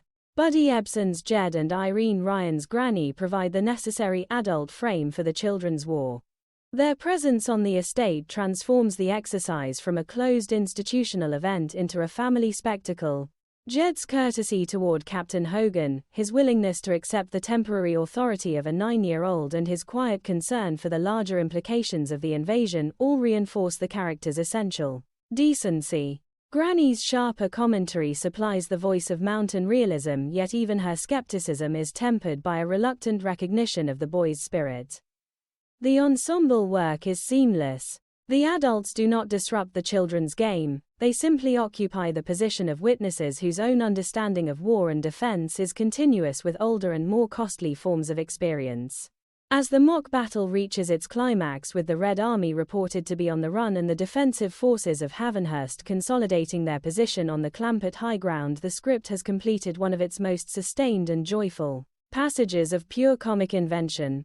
The five-star general of Jethro's original declaration has been temporarily replaced by a cadet in an ill-fitting uniform commanded by children, defending a city that is not actually under attack with weapons that produce only noise. Yet the emotional truth of the sequence remains intact. The ambition has been scaled to the available reality, the commitment has not been diminished. The family has once again absorbed the latest transformation in Jethro's sense of destiny and has found a way to participate in it without surrendering its own perspective. In the larger thematic architecture of the composite narrative, the defense of Beverly Hills serves as both climax and resolution of the military subplot. The abstract desire for five-star rank has been converted into the concrete experience of a school exercise. The institutional barriers of admission have been overcome through the leverage of geography and influence. The visual problem of the oversized cadet has been absorbed into the larger spectacle of the children's war. What remains is the pure energy of play organized according to the forms of military discipline witnessed by a family whose own history contains more genuine hardship than the boys will ever encounter on their carefully mapped field of honor. The series does not resolve the gap between Jethro's ambition and his actual prospects, it simply allows the ambition to find temporary expression in the only form that the available world can support, and it grants that expression the full measure of its comic and emotional due. The final images of the sequence, the boys advancing and retreating according to the logic of the exercise, Jethro distributing the last of the cap gun ammunition, Jed and Granny watching with the mixture of concern and pride that defines their relationship to the young man's enterprises, constitute a quiet affirmation of the series' deepest values. Enthusiasm is not required to be proportionate to reality in order to be worthy of respect.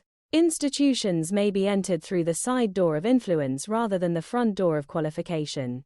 And the defense of a city, even a city that is not under attack, may be conducted with cap guns and the absolute seriousness of children who have not yet learned that some forms of play are meant to be temporary. In the world of the Beverly Hillbillies, such knowledge is always deferred in favor of the more immediate and more generous truth that the game, while it lasts, is real to those who are playing it.